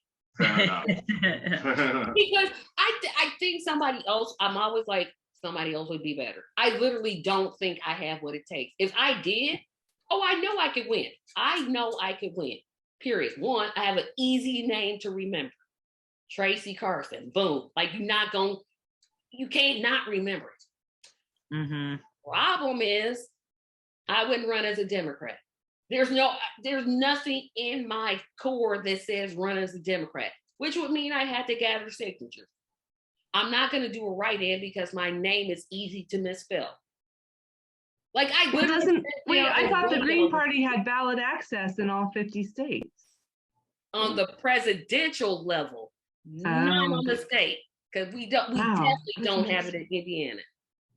Yeah, I'm like, not to my knowledge. Yeah, she was talking about the presidential level. Ballot access. That's interesting. Yeah, but not, and I don't even know if I would run as a Green Party candidate because as much as I'm active with the Green Party, I'm like, I don't know if it's the right party for me. I literally am just like, I'm just out here. I'm an independent. Like, my vote and my allegiance is for sale. Whoever wants to come get it can come get it. And basically, that's the way we're going to deal with it. But if I thought I was smart enough, there's no doubt in my mind I would win. You're Like- definitely smart enough. You're definitely intelligent enough. The fact that you know about all of the duopoly stuff and everything that you know, the fact that you're competent enough to do a This podcast. podcast is not going to turn into Tracy running for office. It will not. I'm not going to do it. I don't. Worst leaders are already in office, and like Sarah said, have been in office for 40 years. So I definitely think you could do it. I understand not feeling, like you can, but at least these people so far in this room tend to think that. And I know it's just a small group, but we're all pretty knowledgeable about the non-duopoly party idea, and we believe It's too many barriers. For me, it's too many barriers. And that's where I'm like, we as third party candidates, we have to realize there are barriers out there. I live in a ballot access state, which means I got to go out and gather signatures. I got to go out and talk to people. Well, let's see, Indianapolis has like almost 1 million people. And then the rest of the state is kind of like densely populated. Well, how I'm gonna find a volunteer way up in Gary? I live in Indianapolis. Okay, I guess I could get it in Marion County, but it's so many barriers, like what office to run for. I'm a go big, go home person. So I'm like, well, shoot, why not run for governor? I just can't play. I can't play. We'll run for city council. No, my ideas are too big for city council. So why not just go take it up a notch? That's how I think. And I don't think that's I don't think that's the way the game should be played. Personally. So I have my own, while I'm trying to encourage other people to run, I'm like, nah. I'm not gonna say never, but like right now, I'm like, I'm too mouthy, too opinionated. I say exactly. The right opportunity hasn't come along. No, I just don't think I have enough support. If I had the support, I'd run right now. If I could get 150,000 signatures, because in my mind, that's what you had to get to run for a state office, I'd do it in a minute. Like I said, I know I have the agenda to pull it off. Like I know I could win. My hesitation is, could I govern? Like, yeah, I can win. That's part of it. But then when you win, you have to govern. I'm like, I don't know about all this. So it's a lot to consider. And I think that's what we have to keep in mind is we're running for this. We're running for these offices. But what happens when we win? Now, some candidates don't run to win, which irritates me to the most umptus. But like, Sarah, how are you going to govern? You guys in the People's Party, when you start running that city councilor, how is that person going to govern when they possess that office? And I think that's the next level of where we have to think of, because for me, I don't want to vote for somebody who says, well, I might win. Why am I wasting my vote on you? I might as well just go vote for a Democrat, because Republican ain't pretty much never going to happen. I might as well just go ahead and vote for the Democrat, because you're just in it for vote for the third party. I want to vote for third party, but I want the third party candidate to take themselves seriously. I want to believe. And then again, I think that comes back to the party they're running under. So we have been at this for 3 hours, and I do have responsibilities beyond the podcast. So I too have to and we're gonna end this soon. But thank you, Sarah, for coming. I appreciate it. And thank you guys. I don't have a way to get in contact with you, but thank you for coming. I appreciate it. So yeah. Toodles, y'all. Take care. Be good out there. Thank you. Good luck. Good luck in your election. Okay, so we are gonna make this. Got 2 more things to talk about, and then we're actually done. Can't believe we got through this. So I recently heard of an idea, and I don't know how new this is, and I think you all named some things that are happening in terms of third-party groups. Is there a national group that helps third parties run for office? And if so, what's the name of that group? Anybody? Because I literally could not think of one. I was like, Well, I mean, not third party specific that I can think of, but there's a group called Run for Something. That's one group. There's a veterans group. I can't remember the name, but there's a veterans group that helps veteran candidates run. So there are Emily's List. There are a variety of PACs and groups that are out there that encourage candidates to run. I think they tend to be much more centralized on Democrats and Republicans. Yeah. But sometimes it expands out a little beyond that. Yep. And I'm definitely thinking there should be some type of national third party group, whether you're libertarian, independents, the Alliance Party, People's Party of Texas. It's like we got to get together. Yeah, I'm gonna get the.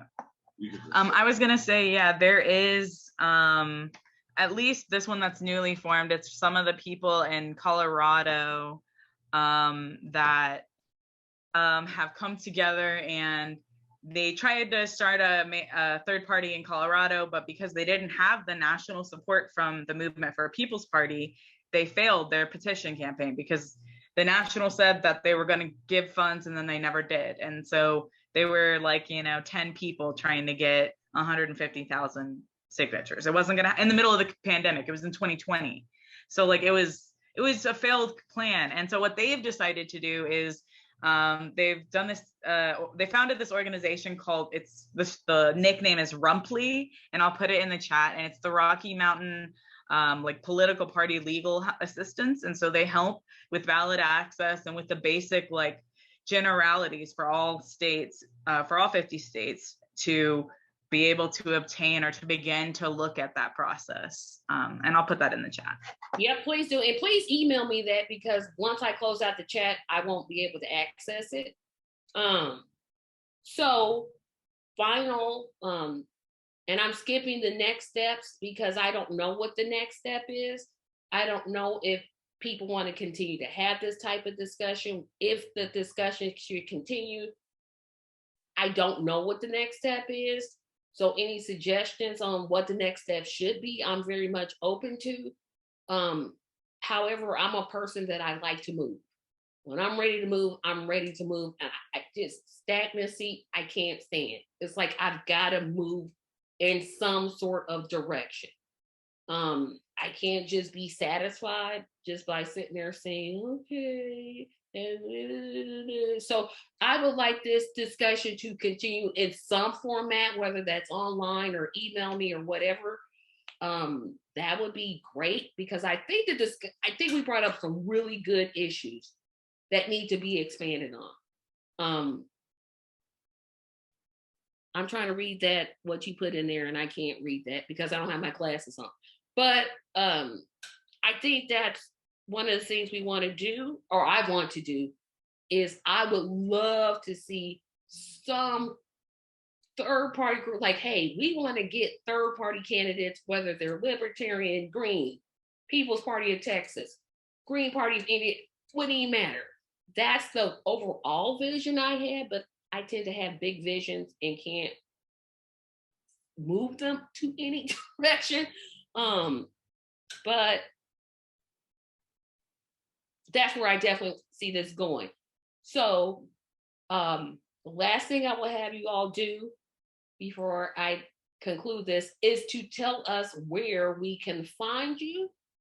Oh no, name something that you want people to know about your party and where we can find your party at in terms of website.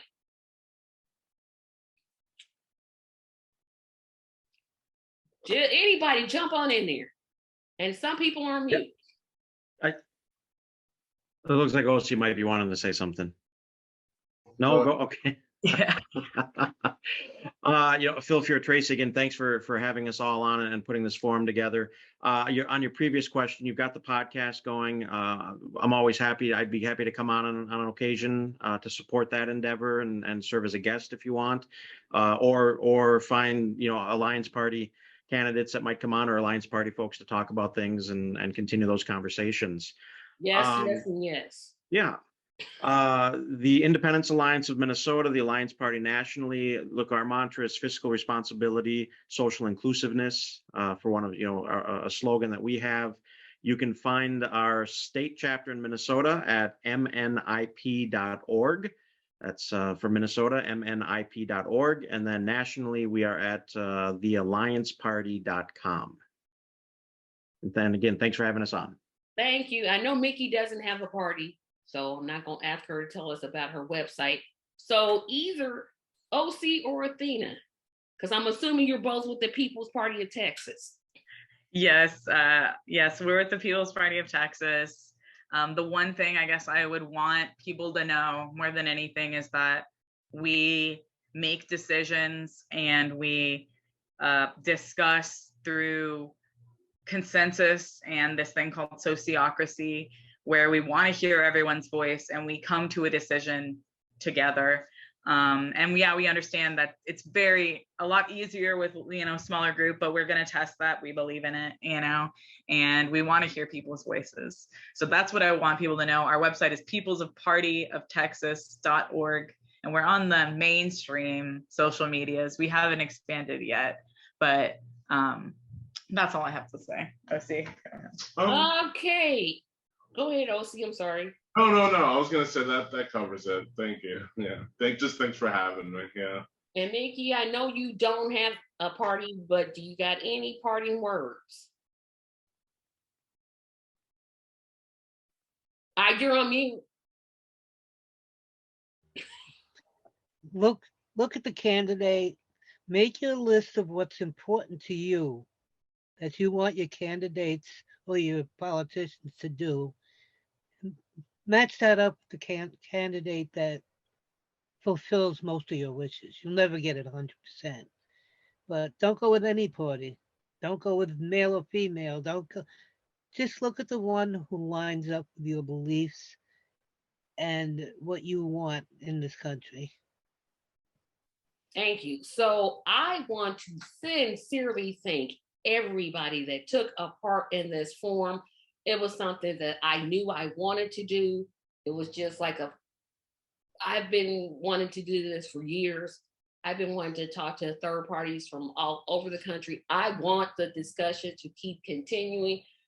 Definitely everybody, I definitely want to make an open invitation to the People's Party of Texas and the Alliance Party, which Philip has already said he can give me candidates.